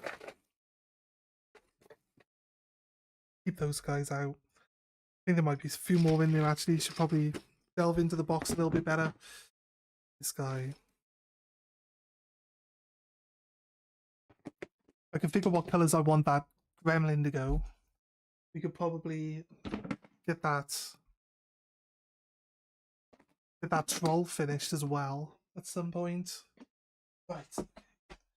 Conversion box back under the desk. We got this other box here, but I realized that there's like no conversion stuff in this other box. But what is in this other box is actually pretty nice. It's also pretty nice. We have. I'm gonna let you guys guess. Gonna let you guys take a guess at what this guy or who these guys are in this box. Actually, if I show you the box here, you'll just read the name on the box. What are these? Who are these guys? You guys recognize these guys? Look at this sergeant. Look how badass this fucking sergeant is. This guy's cool as fuck. Oh, we got 2 boxes. Got 2 boxes of these guys. And we actually got a whole set of them that was painted by someone else. Very nicely, if I do say so myself. I didn't paint them, so I will admit when somebody else does a really good job. Of course I will. Got a chaos bike here. Can't remember what we was going to use that for. And we got another copy of the guy from the Death team, from the Kill Squad. And it's got all my characters. We do have a Legion of the Damned, yes, of course. Of course they are. We got a bunch of characters for my Death Guard, which I never really got round to painting, and we've got some guys for Gene Stealer Cult. Again, never really got round to painting the Gene Stealer Cult. Wait, we have... Who's this guy? Do you recognize this sprue at all? This is probably really, really unfair. I'll point out this needle gun. Yeah, I got Death Guard. Would you like to see the Death Guard? You should know the Death Guard, Dave.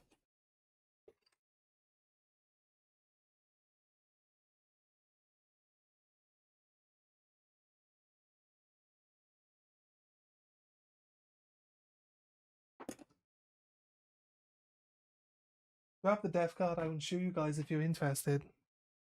Yeah, he's the Callous assassin, I think. It's either the Callous one, the Calexus, that's the one, I think so. I think it's the Calexus one that has the needle gun, right? It's like the psychic poison guy. Yeah.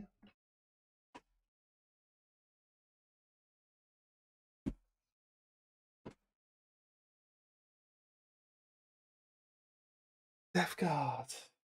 Should be that box there, but I think they're on the shelf. Mostly up on the shelf. I think there's some model shelf. I'm not going to get the small guys out and show you guys. But that's our... We got all 3 different versions of this guy. He comes with a little lawnmower, one of them. It's really cool looking. It's like the death mower. It's really cool. So I like that guy. That guy's really cool. We have the little bugs. You see like the fleshy bits with all the mechanisms and stuff added onto them. Little tank treads. Little bug face on the front there. They're pretty cool looking. And then the big guy coming in. Boom. We have this guy. I forgot his name. As soon as I put it down, I'm like, wait, who is he again? This guy right here. Whatever his name is. I forgot it. Yeah, this guy. Mortaria, there we go. You guys know. You guys know. I can't get you. That's why I raised the camera.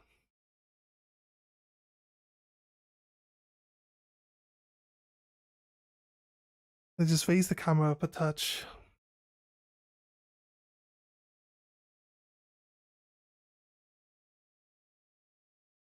So you guys can get, I don't have to try hold it so far down. You guys to get like all the,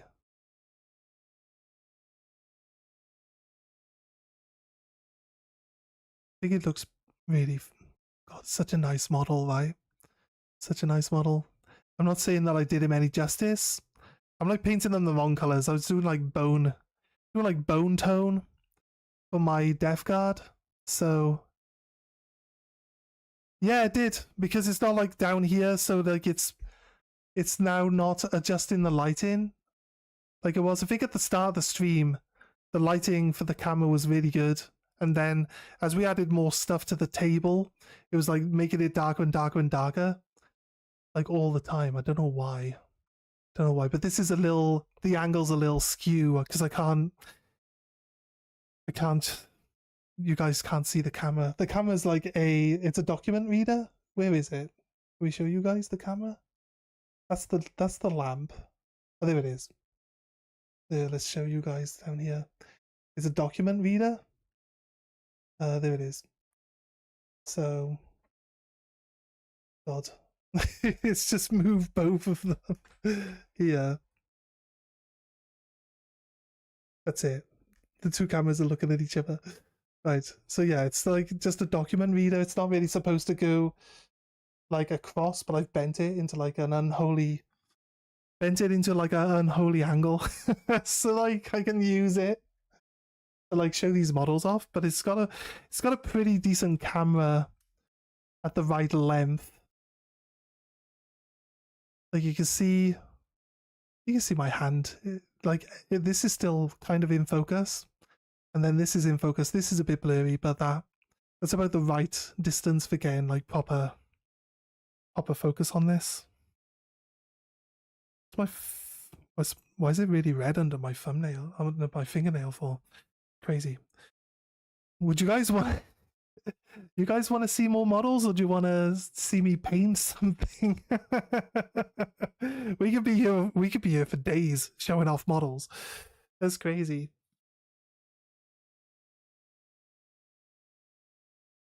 I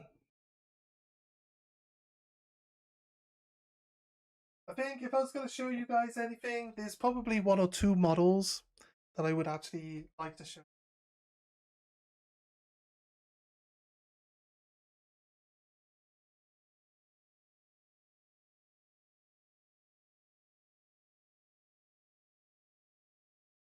So I said I would go downstairs and grab some because there's a few downstairs.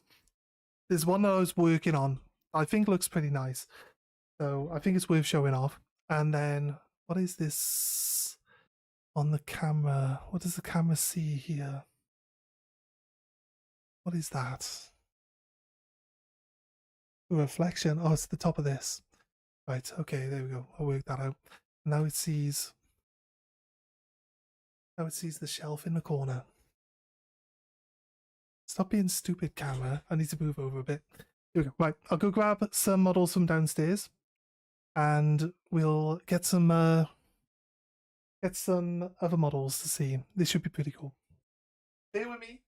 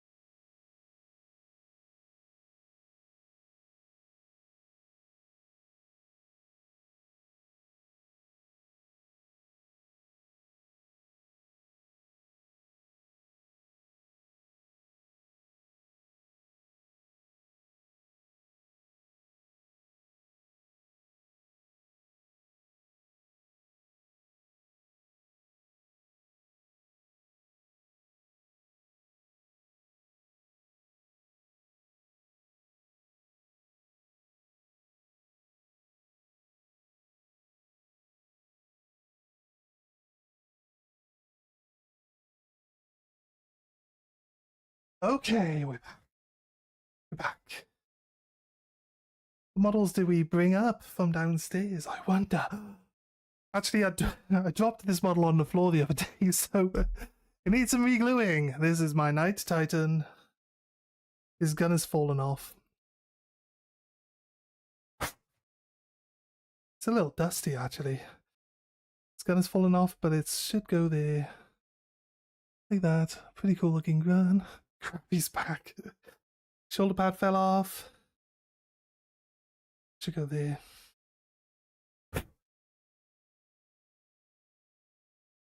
Like so. Okay, so this is basically supposed to be based on that character Knight Titan, right? So he's got the special lance gun, and he's got all these extra details, the wolf symbol, both here and here. And then I gave him like some accolades on his legs here. I didn't do anything on the red side. I thought the white side was just clearer. So, and we've got the door missing because we actually have the cockpit conversion to go in this. Well, that's broken. That's gone. Gone for good now. Into the void. This guy. I need to glue him together properly. We could pull this off. Yes. We have the conversion kit that's supposed to go in here for the cockpit. Obviously, we haven't actually put it in yet. So that's the reason why we're going to have the door. We're going to like prop the door open. Like convert something to hold the door open so we can see inside. But yeah, this guy's falling apart now. Because I need to re-glue him. I'll put him on the shelf behind me and we'll look at the next model. No! My green screen! What's happening with the green screen? On there. Move forward. Yeah. That should be alright. It's looking good. Okay, cool.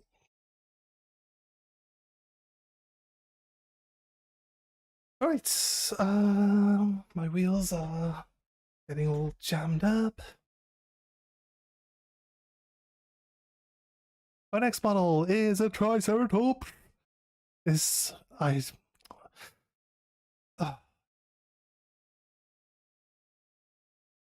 dusty.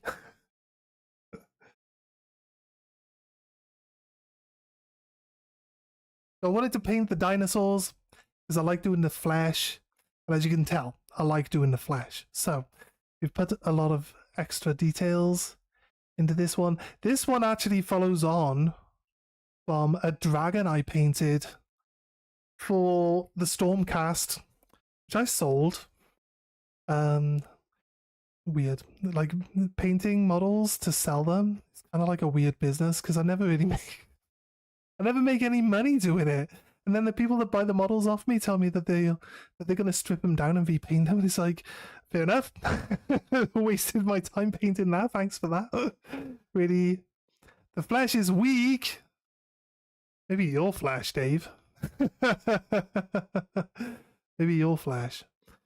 But I like the colors we did there. These two back pieces keep breaking off, so don't know what we're gonna do with those. If we're gonna add them back on, probably try work something out and convert something onto it to hide it, and just not worry about the two sticks. They keep breaking off, so we keep losing them. There is supposed to be a crossbow here, and there's supposed to be like little guys, some guys like standing around on here, but we also got some extra guys that we're gonna have like around at his feet as well, just to like add a bit more to the there's just a lot more going on it. There's supposed to be a little snake blowgun attached to the front there as well, so we've got all the pieces there downstairs, but I keep breaking pieces off. So I keep having to glue them back on. It's only so many times you can re-glue them back onto the model before it's like you might as well give up, you know? So basically that's one of the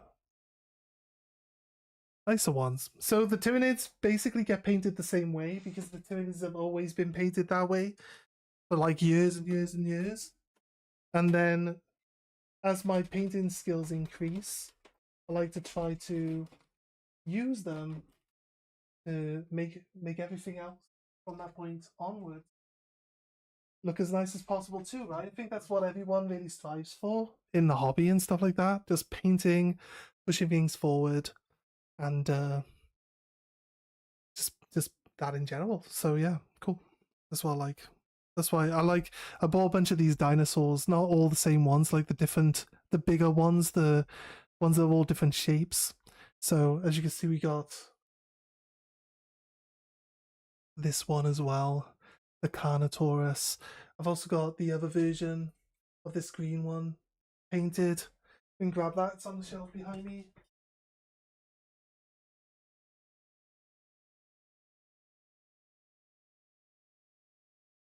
So we have the green one here.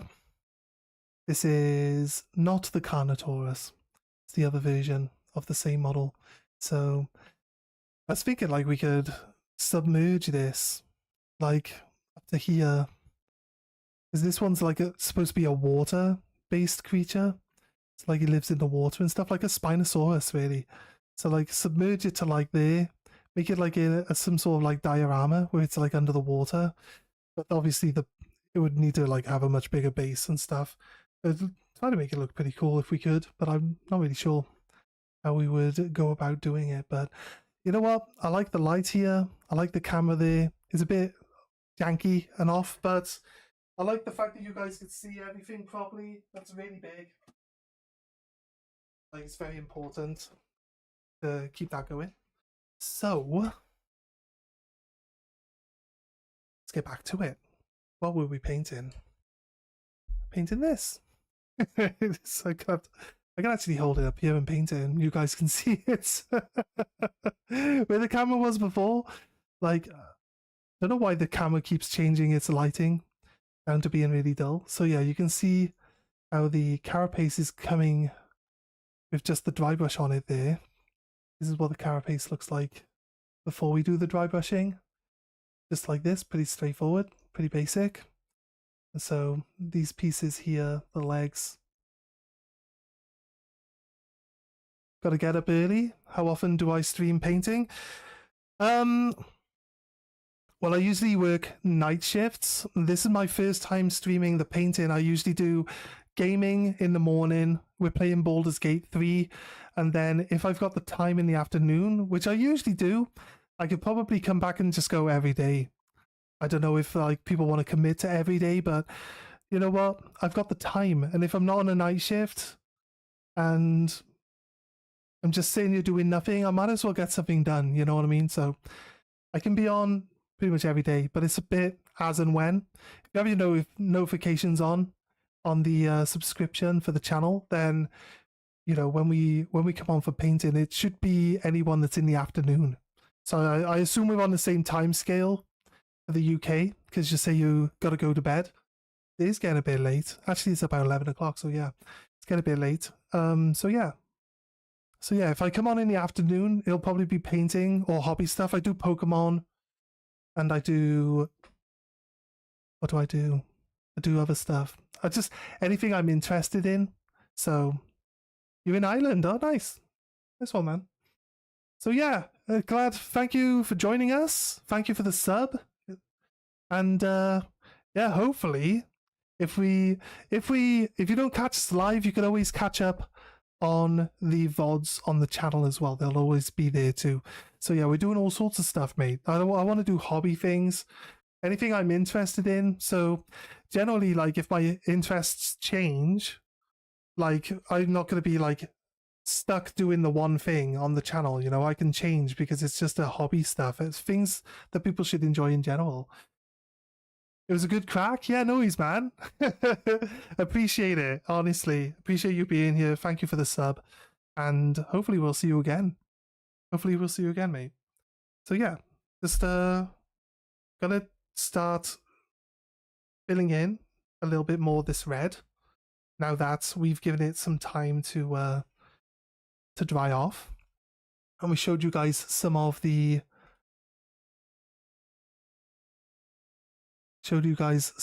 actual other models that we got laying around. So let's get some more red on the go.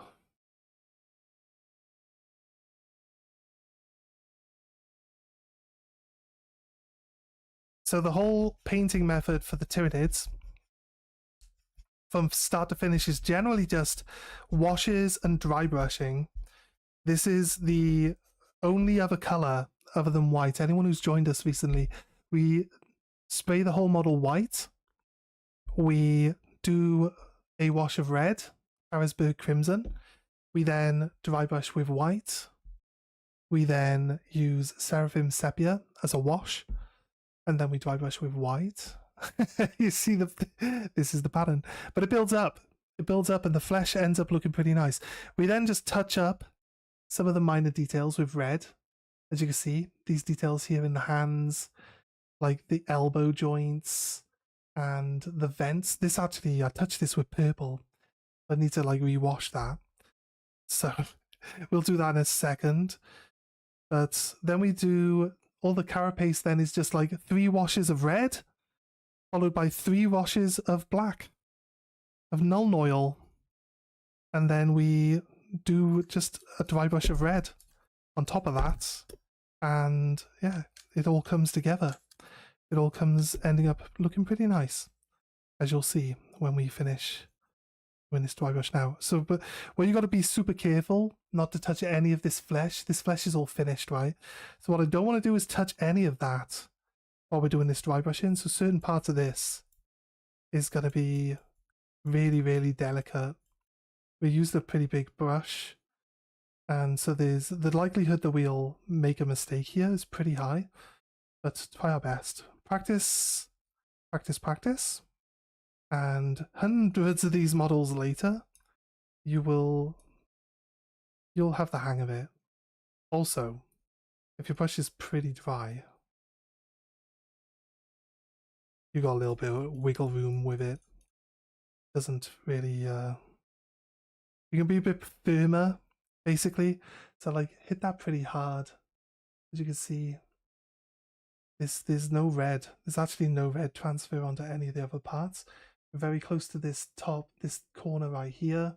Very close to this piece right here. There's actually, see now right here, it's just black. Like it's just, it looks okay, but this is actually where we've ended up putting too much Nuln Oil, and it's like pulled in this corner on the actual bit that should be white. So, but it looks fine from a distance. Once I dry brush this, like you won't even know that that's actually a mistake there. So we won't even be able to tell. So this, you can sometimes get away with some of your mistakes. Don't have to go crazy, because it'd be really hard for us to fill that back in. You know what I mean? It's like, how do we fill that back in with white without ruining? Because the white, if we put flat white on now, flat white is not going to go in very well. You know what I mean? On top of all the rest of it. Hey, how you doing? Brooksick Tyranid? This is the... You gotta play Vatan yourself? Is that the... Is that one of the... Oh, bro. Sorry. You wrote... It come up as Brooke. This is... What was we playing? Kraken. Is Kraken the red one? We were playing Kraken because they're like the close combat Tyranids, right?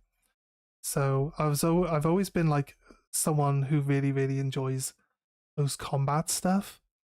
So we've been painting this Tyranid now for a couple of days. Although, I'll be honest with you, we can if I just sit down and paint it, I can get these done in a day. They're not too bad. Try to get this at a good angle. So try to be delicate, try not to touch the skin that's already finished. Because you'll see it. If I touch any of the skin, you'll see the red on the skin. This bit here right in the corner. That's going to be tricky. Try not to get the arm, while also trying not to get the leg. Also try not to get the crotch region either. And just get a little bit of this red. Oof. That went in quite nicely, actually. Look at that. Didn't touch anything else. Didn't put too much red in. We can see all the black still coming through. So yeah, it's going pretty nicely. This tail bit here is a bit dark. I wish it would actually have taken a bit more red when we were doing it. I don't want to waste. I don't want to like hit the skin at all though. So yeah, we're going to slowly work our way through different parts of this. Spaced Dwarf? Ah, yeah. Oh, they knew. They knew. They look awesome. They look so awesome. Yeah, I haven't played Warhammer for a while, so I'm out of touch with any of the new stuff, but I have actually seen them. They're like puffy moon buggies and stuff, aren't they? They look sweet. Like honestly, they look so good. What's my army looking like? We did go through a bunch of different models a while back. We just put them all away. My army's huge. My army's huge. I'll wait. There's a link to the Discord below. If you jump into the Discord, not saying you have to, but if you're willing to jump into the Discord, I'll take some pictures. I'll put them all out on the table over the next couple of days. I'll take some pictures of my entire army, and you can see how big the Tyranids are. But I've got multiple armies at this point in time, so they are great. They are great. My dad gave me like 1,500 points today. Actually, I need to paint more, honestly. That's cool, man. That's cool. Right, gotta do this chest piece right here. Gonna need to be really, really, really, really gentle and really, really like accurate with our brush. So here's where being used to, this is where experience comes in play quite nicely. I'll grab some models. Actually, I got a really cool model I didn't show people yet. So if you're willing to wait a little bit, we'll go and grab that model after I've finished putting this red on this model here. Right, that bit's very red actually. We have touched the skin in the middle. That's like probably the reddest part of all the stuff we've done so far. I actually don't mind it. It like stands out a lot, and it's at the middle of his chest, so it's not terrible. Doesn't look out of place or anything. So I think like it draws you into that middle bit a bit better. Let's try get. This is not going to end well. I'm gonna try get the bit down the middle of his pelvis here. Will you get this? Probably, yeah. We're gonna start touching. The skin and ruining some of the skin tone here with this big brush. So might be able to add enough red. It is touching the rest of it. It's not really like separate plates here though. So I think like just a touch of red. Just a touch of red down here should be enough to make it look nice. We'll touch up any of the skin that we touch there. You can see like there's some red on the skin here transferring in. That's not what we're looking for, but we can still fix that. It's not too bad. So I think the middle bit is it is a bit concentrated with red right there in the middle. But it's fine. It's fine. I think I can add a little bit of extra black onto that, and that'll clear right up. That'll look a little bit better. So try get his top of his leg down here before I this brush in the water and start cleaning it out. So trying to again just gently go from two different angles here so that we can try get two different edges.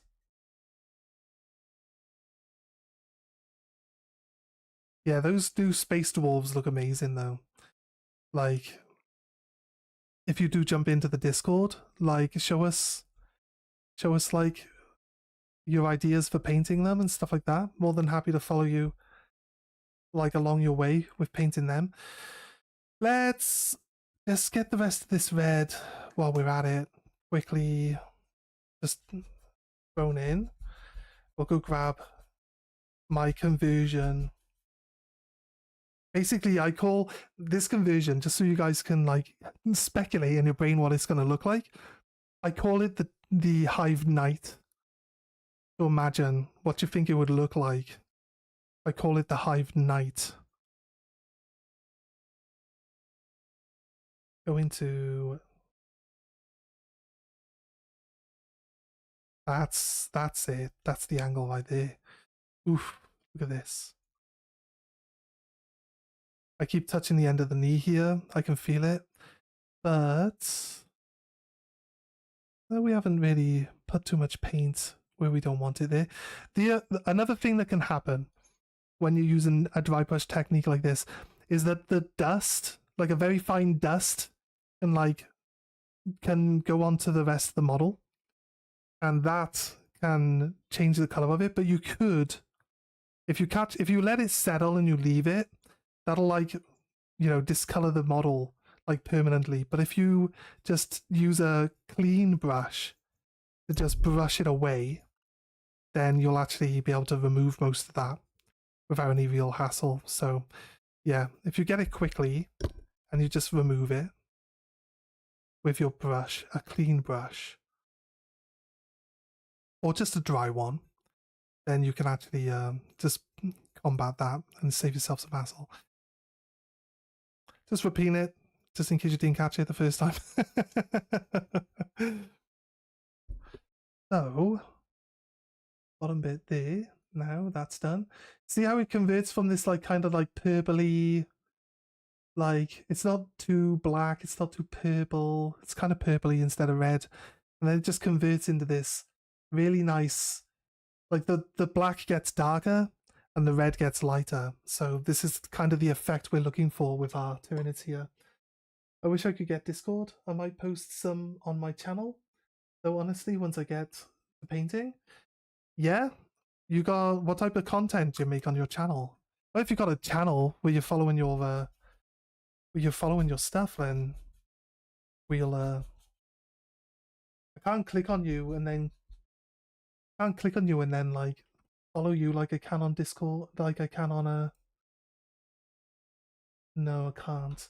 So yeah, it's not as easy on YouTube to just follow another creator like it is on Twitch. Right, we got a little bit. I'm trying to do it on camera so you guys can see what I'm actually doing.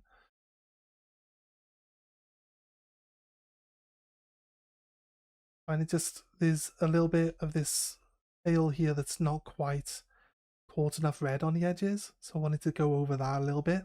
Then we're going to do the top of the leg. I'm going pretty hard on the spikes and then slowly moving towards the edges. So you're just dry brushing right onto the edges of this here. Did you see me showing off the dinos that we've done? Or did you come in after we put them away? You're into dinosaurs and stuff, planned on spreading my wings a little bit? Seeing like the purple and green and blue and red, but yours looks the most clean. Oh, that's cool. I appreciate that. Been eyeing color schemes recently. Yours looks really great. It's just years and years of practicing and staying on the same note. Oh, we got a dinosaur. It's right here. It's behind this poster. Look, a wild Carnotaurus appears. He is blended orange, red orange to yellow. He has black stripes, which is just washing. So the stripes would basically be what they call glazing. It's quite simple actually, glazing. So, but we just use washes to like fade in some black stripes down his scales there. Probably a bit close to the camera actually. Just don't want to knock this model over with it. Yeah, there's our Carnotaurus. I'll get the other two actually. I like dinosaurs too. I like dinosaurs too.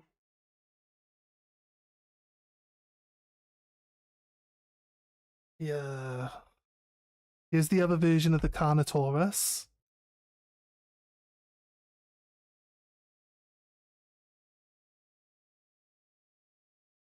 Yeah, like for alligator. Yeah, I like for alligator. That's a good idea, actually. I forgot to show off like this necklace.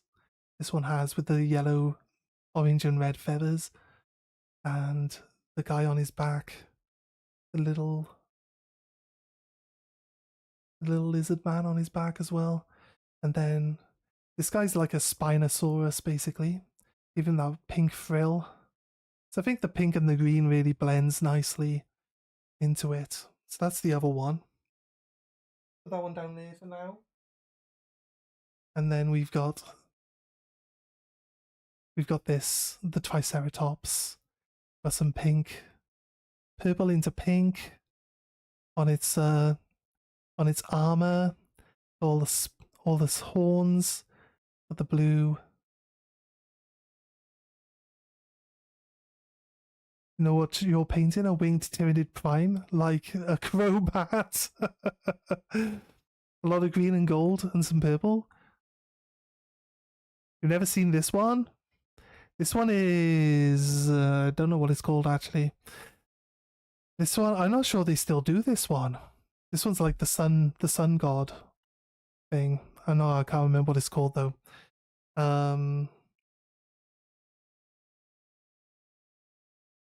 Put that down there for now. We still got red we want to do. So let's grab a little bit more red in.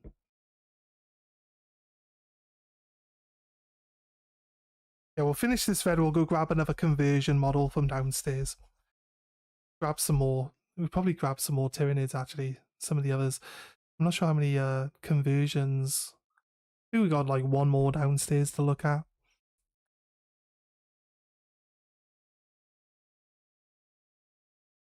So this Hive Knight that we built is actually was a lot of like a lot of pieces of other models, like either cut up to fit into spaces and or like individually bought like to build it. So when it comes to converting, like the most likely thing you're going to be doing is buying parts from other models you like and just converting them on to the model to try get the type of look that you're looking for on your model. But it can be quite expensive when you're trying to buy like specific individual pieces. So what we needed actually for this Hive Knight is there's the really old warrior kits.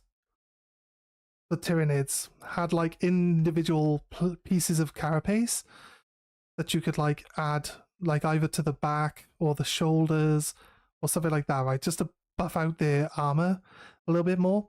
So we had to buy a bunch of those. They're really expensive because they only come on like old kits, but you could find like old kits where they've actually used like most of the kit, and then there's like a piece of armor just left on the sprue.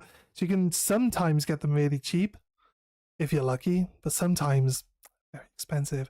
Luckily, we didn't need so many of these pieces, but we found enough of them that they were good enough. Give me a moment. I'm gonna go grab this model from downstairs. I'll put this brush out to dry on this piece here. Give me 2 minutes.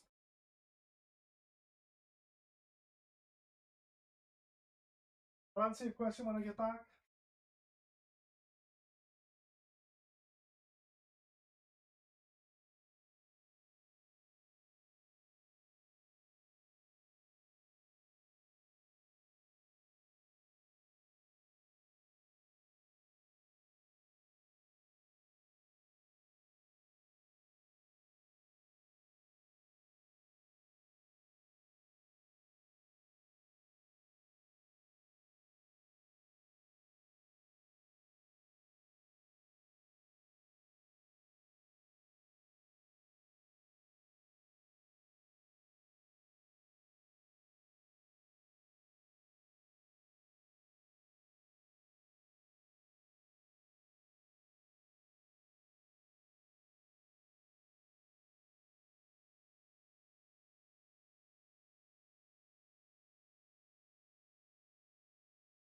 Right, so we have been painting.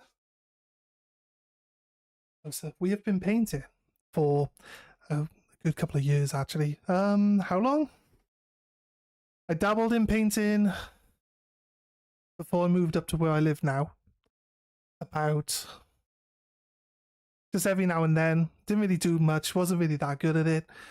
But once I moved up here, and my friend group up here, like I found a bunch of people that were into the same type of stuff that I'm into. So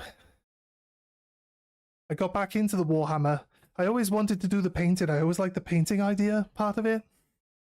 Let me just move this. There we go, sword. So, yeah, but we've been painting for like 10 years or so. Not non-stop, but a good few years. And I was just like, painting was my job at one point in time. I was earning a decent amount of money from painting. This is my Hive Knight. He has a sword. He has a wrecking ball tail, which is two of the club tails placed back to back. Like Carnifex has a club tail, which is just the top half of here. And it's just two of them placed back to back. So that's his club tail. He has a sword in the one arm. We've made him a shield out of the skull plate of a neuranthrope. Put two big spikes on it. One comes on the neuranthrope, the other one is added in. He has, see, both his arms on the one side go into the shield, so he's like double. He's got a lot of strength behind the shield. He can protect himself really well. All of this armor then, see? Individual plates of armor used from different models across different sets. All like try to line up and match, like this chest piece. It's two pieces of there's tyrant guards. They have like these plates of armor that come round from here, like domed from their shoulders, that like protect their heads. Although their heads are like kind of in the middle and they point in towards their heads, really wouldn't save their heads for all that much, but they've got these plates that come off from their shoulders that are pretty big. So we just trimmed them down. We trimmed them down and put them together, and it makes this top half of the chest plate here. And these are spikes from I think most of these are Gene Stealer, like shoulder pads. This one piece here on the side by the 6-pack, that's the one piece from the old warrior sets. So you got one of those either side, so I had to find two of those. And then the head is like another piece of the shell from, like the bit that we cut off here, we used underneath the head. And then we've got more Gene Stealer shoulder pads used there to like put all the spikes in for the crown, right? It's basically the crown on his helmet. And then these mandibles, right? The new Tyranid Hive Tyrants have these mandibles on them, but like, honestly, like I've never seen one with the mandibles on their mouths like this. I've never even seen conversions do this. So that for me was like a pretty cool idea that we came up with. Like basically like a big termite on the front of this guy here.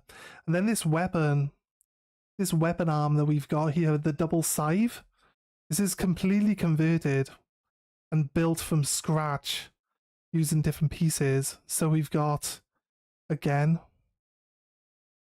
this is, how do we build this? Yeah, this is Gene Stealer shoulder pad. These are Gene Stealer shoulder pads laid out and flattened. We've got his this is a sword arm, is then chopped off. We then have the sword. We actually have the sword here inside the arm. This line coming up here, up to the top there, that's the sword. We then filled out the sides with green stuff and put the armor plates on it. So this arm side here is completely built out of green stuff. We got these little these are adrenal sacs, adrenal glands that you can add to warriors to show them like more accurately with their biomorphs there, but we use them to cover up the join from this top half of the weapon.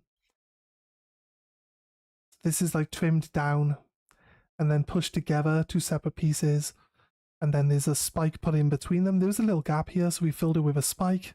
We use some green stuff to like fit it all in. Like, I like how it looks like, it kind of looks, it's like hollow there, but it kind of looks, it kind of works with it, you know what I mean? And then we had this little area here where we put this little spine piece in to go here, and it kind of really like brings the whole thing together, you know? So yeah, this weapon is what would be known as the Obliterax on the Codex. They don't use it anymore. It's not a thing anymore, so we made it for no reason. But it looks cool. It looks cool, right? We've added some extra spikes onto his back as well, just to add a little bit extra there. And outside of that, his legs are basic. His tail's pretty much basic. There's a big gap right there. I did not fill this gap. So, you see, it does happen. I'm not perfect. It does happen too. I built all this myself, actually. So my housemate usually does all the green stuff work for me, but I actually built all of this myself. So it's probably my only full conversion where I haven't had help from someone else with it. So yeah, that's my Hive Knight. I like it. I think it's probably one of my best models that I've converted. So I'll put him there. Put him there. You can't see him now, he's too far away. So yeah, that's pretty much it. That's pretty much it. That's like the best model I've ever converted. So somebody asked me, I wanted a Night Titan, and somebody said they had a Night Titan they didn't want, but they wanted to trade like something, but I didn't really have. They wanted an orc, but I didn't have any orcs or anything at the time. And so I was like, I tell you what, I'll make you a stomper. I'll make you an orc stomper from scratch. And we'll see, you know, we'll swap it for the Night Titan. Basically, I built a stomper. It's basically just like a two-legged. It's like really skinny. The stomper's like huge. The stomper's a massive model. But I built like a tall, skinny guy, like a robot. Basically, it had a guy like sitting in a box on the chest. Like the chest was hollow, and there was a driver inside the chest with two levers that like is just pulling, it's making the thing like move around. It was pretty cool looking, to be honest with you. I thought it was great. It had like half of a car hanging off the back of it, which had a guy driving that, which had machine guns coming out of it. So we had half a car on the back. It looked a bit like Megas XL, except Megas XL's head is a car, and not like the turret on the back of him. But I thought it was pretty cool. I don't have any pictures of it though, and since I traded it for the first Night Titan I ever got, like obviously I don't have pictures or anything like that. Not anymore anyway. But I thought it looked really cool, even if I do say so myself. It's kind of like, it was definitely like a hodgepodge, really just stuck together. But when it comes to converting stuff, I learned a lot. So never be afraid to like just try stuff out. If you got an idea, go for it. Like, if you like the way it looks, it doesn't really matter if anyone says anything else about it. Some people will love it, some people won't. It's just the way it is. So don't get upset or anything like that by anything like that.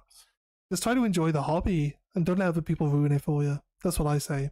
So yeah, always feel free to express like any of your ideas in model form, because that's the part of the hobby. Part of the hobby is like making things look as cool as possible. That's all it ever is. Just try to make it look as cool as possible. and you can't lose. We got certain colors like red. So I would recommend that you have a red brush. Certain colors like red are a nightmare to get it to fully clean out your brushes. You like never really go away. So I would use like reds. I would use yellows and oranges with this brush. I'd probably not go straight into a yellow with it. But I'll be honest with you, if you wanted to like put a bit of yellow on, but you wanted kind of like an orangey color, you just use your red brush with the yellow paint, and it'll become a little bit more orangey then. So you get like a nice little bit of color blend between the two. Wouldn't recommend it. Just once you're used to painting, it's kind of like a more advanced tip. But I wouldn't recommend just using a dirty red brush in yellow. It's not. Yellow's a really tricky color to paint with because it's just not got a lot of pigment in it. And like, yeah, if you've got any other color in your brush, you'll see it in yellow. So never use anything that's close to yellow or can be blended with yellow. I wouldn't use blue because you'll end up with like green colors, obviously, you know what I mean? You don't want that. So yeah, obviously just avoid those types of things. And you know, it's the way it is. Just the way it is. I think it's common sense really, but you don't have to like wash this brush until it goes back to being white. It probably never would. So yeah, you can get it till it's basically clean. If I go to a clean part of the towel here, I'm getting hardly any red out of it. This will be my red brush. I've got another brush here. This is my green one. Green's another color, never really goes away. Look, I haven't even used this brush. It's been dry for months now. It's still transferring green onto the towel. So like I said, green's a tricky one. So have a green brush, have a red one. You have one for white. You have one for white. Don't blend other colors with a white brush. Only ever use white with it. So that's your white brush. That's your red one. That's your green one. Make sure you got enough brushes. Very important. So what's we got? We've been working on this guy as well. The grey unclean one. Looking pretty nice. It's nearly done actually. We did a bit of work on him earlier. We got this pink. The camera's not really picking it up very well, but we got this mesh. Needs to be coloured in, and that's pretty much finished. We've got some little details on the wand. It's basically a wand. It's like half a tree, but it's basically a wand. And we have some tentacles. We have little tentacles coming down his arm here. Just very small ones. There's a little one here holding a bell. And yeah, we just got to look for these little tentacles that are everywhere and just colour them in. Kind of try to work out what colours we wanted to use for the tentacles. It's going to do like green going into yellow, but I don't know. I couldn't get it to go right. Couldn't get it to look right. I might try a little bit of yellow on there again. But I've also like, can you see in here? This skin here, I've accidentally touched with the yellow. Very hard to reblend it back into being the right color now on there. So the problem is like we do the skin first, then we got to be very careful while painting the rest of the model, because as soon as you go over any of this skin and you ruin it, you're like, it's going to be hard to really kind of get it to match back up, to blend it back in. So always just trying to be super careful and make sure that I know exactly what I'm coloring and what exactly color I'm going with and where the color is going to be before I actually delve in with the color on there. But yeah, we got two little tentacles here, middle of the chest. You can see those. There's a few little ones. They're just the small tentacles. They're kind of everywhere. Some of the rips in the flesh I'm gonna need to add some extra color into those as well.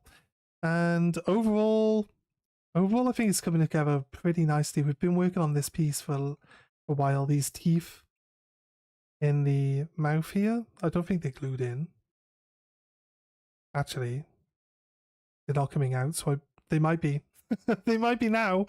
Might have just painted them in place, to be honest with you. I've done so many different coats over this area with the teeth in that they might have just been painted into place now. There's a little bit of extra detailing on the mouth. He's got another face here in his arm. So we got a little bit of extra detailing that needs to go on in there. But I think we'll be able to do it all right. We just need to, once we match this up with this area here, I think it'll end up looking pretty nice as well. It's like from looking down at it from up here, you don't really notice that it's got this face in its arm all that much. This head is separate. So sometimes you can paint the parts separate and then you can attach them later. So his head obviously goes here, and you could see, like, you can't really tell that it's been separate this whole time. So once you get used to painting, you should be able to paint pretty accurately two separate pieces, even though they're touching and they're going to be the same color. Like initially when you start painting, you might not be able to get it to match perfectly. It might be a bit obvious that the two pieces were done separately, but the more you paint and the more you get used to it, the better that'll be. Like the better it'll be, and the easier you'll pull it off. So yeah, what time are we at? Nearly midnight. So we're going to touch up the white that we've just touched with the red. So we're going to just go straight in with the white. Because it's going to be, you know what? The white's actually too white. The white's too white. Let's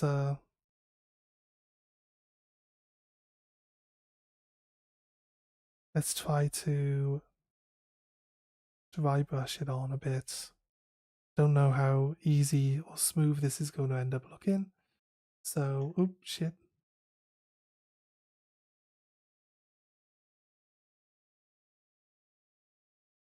Yeah, we didn't. Like, it took all the paint off the brush. We didn't come into that with any paint at all. So that could be a bit of a tricky situation too. Let's go again.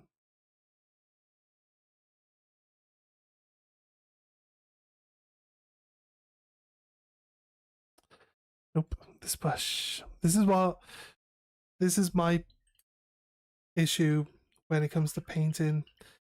Something that I come across quite often personally is that I can't seem to use the small brushes to really do the delicate work all that well. If I have a slightly bigger brush, I do. So now I go from having a small brush, which can be very accurate, to having a big brush, slightly bigger one. It's like twice the size of that previous brush. This one's going to be harder to be accurate with, but should be able to make sure that I've got more paint on it.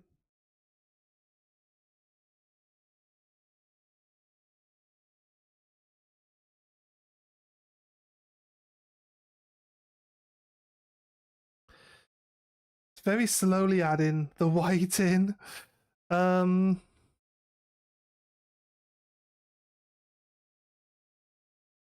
issue I have is that I can't just dab the white onto this because of the way that we've been painting it.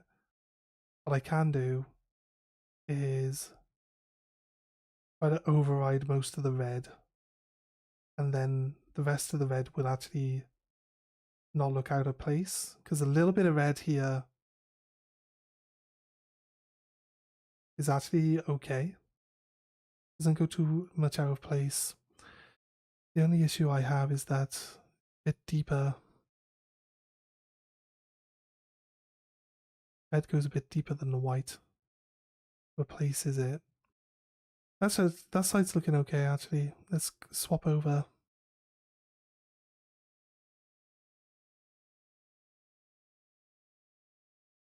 And grab.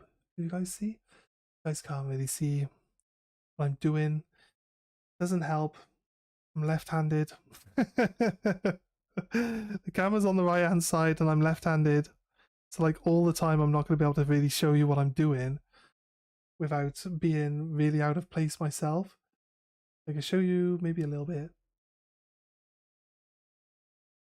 So we're trying to get this bit here, this bit here, this bit here. Trying to get those be less red. Try to get the white back in there. So just like dabbing it with the brush tips. Hoping that we have enough paint on the brush. Also a really big important thing. Be a bit difficult. I'm not getting any transference from the brush onto the model.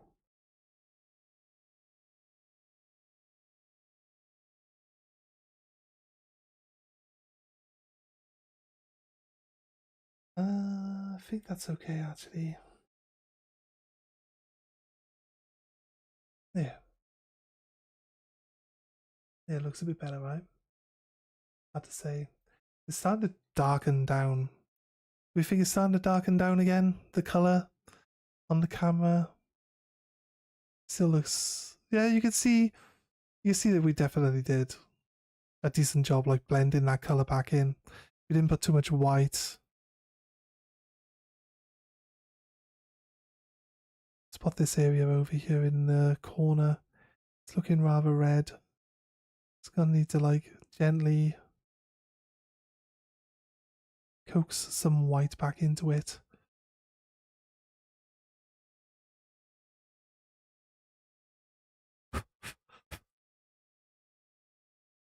Right, it's nice. I didn't touch the leg. Like fill it in a little bit more.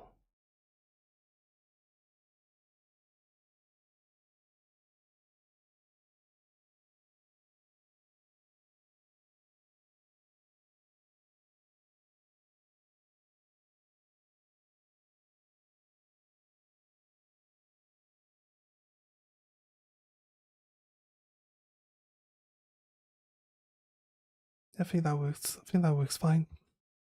The other side's pretty much the same.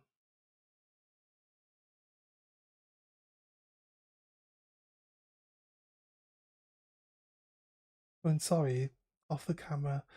Going across the top of this leg bit here. Just to try to soften some of that red off. Just very slowly adding some extra color back in. This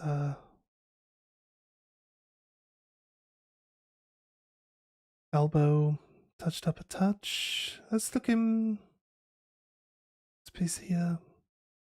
Blatant dab of red right there. See if we can't just. I mean, this bit could go full white again. Just pretty high on the model. It's up by where the head is. So you guys, I'm doing it. Is this piece of red right here? Right here. Are we going for? Trying to dab some white into it to just soften it down. This is what I mean by like we can always fix some of the issues as long as you're careful, as long as you're like aware of how you need to color it, and like the bare minimum that you need to do to fix it is really what you need to do. Like if you're doing too much, if you're overthinking fixing it, then you're probably going to end up with parts of your model that just, you know, they look like they're painted separately. And that is what we're going to try to avoid. Sometimes unavoidable. Sometimes these things happen. Sometimes people don't notice them. Sometimes they do. So yeah, you know what I mean? If you're happy with it, then that's fine. That's fine. Don't worry about it. There you go, perfect. There you go, see? Blended that back in with enough patience and enough white. Got it? A little bit over here. With being tidied up a touch.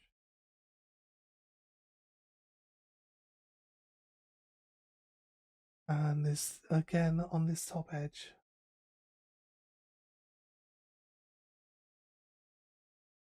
I go across this collarbone. And then there is again on this side, like there was on the other side, there's a little bit of red on the white. We're gonna go. You guys can't see it. I can, so it's tricky to really show you and explain it. The camera's like blending the colors in. I think that actually looks fine. Again, there, the collarbone's tidied up. And maybe this one needs a bit more. I think the head's really going to be covering most of this here, so don't need to worry too much about the collarbones so much. The head is going to cover it. So, tidied up the chest piece, just a touch. Looking good. Let's see if there's anything else now that needs a little bit of extra here and do some attention to it. It's looking pretty good. Looking pretty good across the whole thing. Okay, so the carapace, for me, the carapace is pretty much finished. I'm not very good at drawing the lines that they draw on there, but the way that the models are made nowadays, the modern versions of all these models, they're kind of like bumpy anyway, right? So the little bumps and indentations that they actually have on the armor basically do the job for you. It's not perfect, and it's not. There are some really, really good examples of people that could draw the lines on these models, and they look pristine, right? They look amazing. I'm just not that good. I'm not that good. I'm okay. When it comes to those lines I'm terrible. I'm terrible at doing those lines. I'm good at painting Tyranids in general, I think. I like to make them look as realistic as I can pull off, which is why we do these long-winded flesh tones and stuff. So it's kind of just part of making it look as nice as possible for me. So yeah, I'm happy with the progress we've made today. We've got the armor finished. We've touched up any of the parts that we've accidentally touched. There are 2 holes in the shoulders here where we're supposed to insert extra arms. Did I have the arms cut off? Do I have the arms?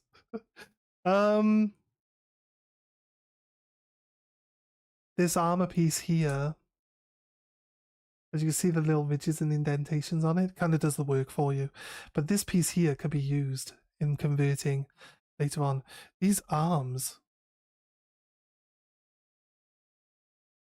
crazy looking. This head, it's got split. What's this piece? This piece here for? Crazy looking. What's it look like? I don't know. There's another version of this creature that uses both these arms and the head. The other head. The box for this here, I think. This is the base. We've got to do some work on this base as well. But that's what the base looks like. This guy would stand on the base. He has a flat leg. He has a double hole leg. He would stand on this base like this. You guys can't see. But he stands on it backwards. It seems like he's standing on it backwards. There's like this whole thing with Games Workshop to have the models like standing on a rock. It's like everything's standing on a rock nowadays. But yeah, actually, you know what? That base looks pretty sweet. We're going to need to do some extra work to it to like, you know, have the whole thing sorted. But I like that it's got like a little piece that it stands on. And I think when we get this finished, it's going to look pretty nice. I think it's going to look pretty nice. So yeah, again, I like our progress here today. And we were working on his head. His head is separate. We've got some extra, added some colors to it. And we're going to be doing a bit more with his head. But we'll probably pick up where we left off tomorrow. It's getting close to midnight now. So yeah, we're going to call it there for this one today. I think we went pretty well. I've enjoyed myself here today. I always enjoy painting, just always not finding the time to do it when I can easily find the time to do it. I don't know why I don't, but I was a bit reluctant to start doing the painting on stream because I haven't painted for a while, and for a while we didn't have the camera set up properly to really do like a good shot. And it's like we got like different lighting in here from what I usually use for gaming and stuff.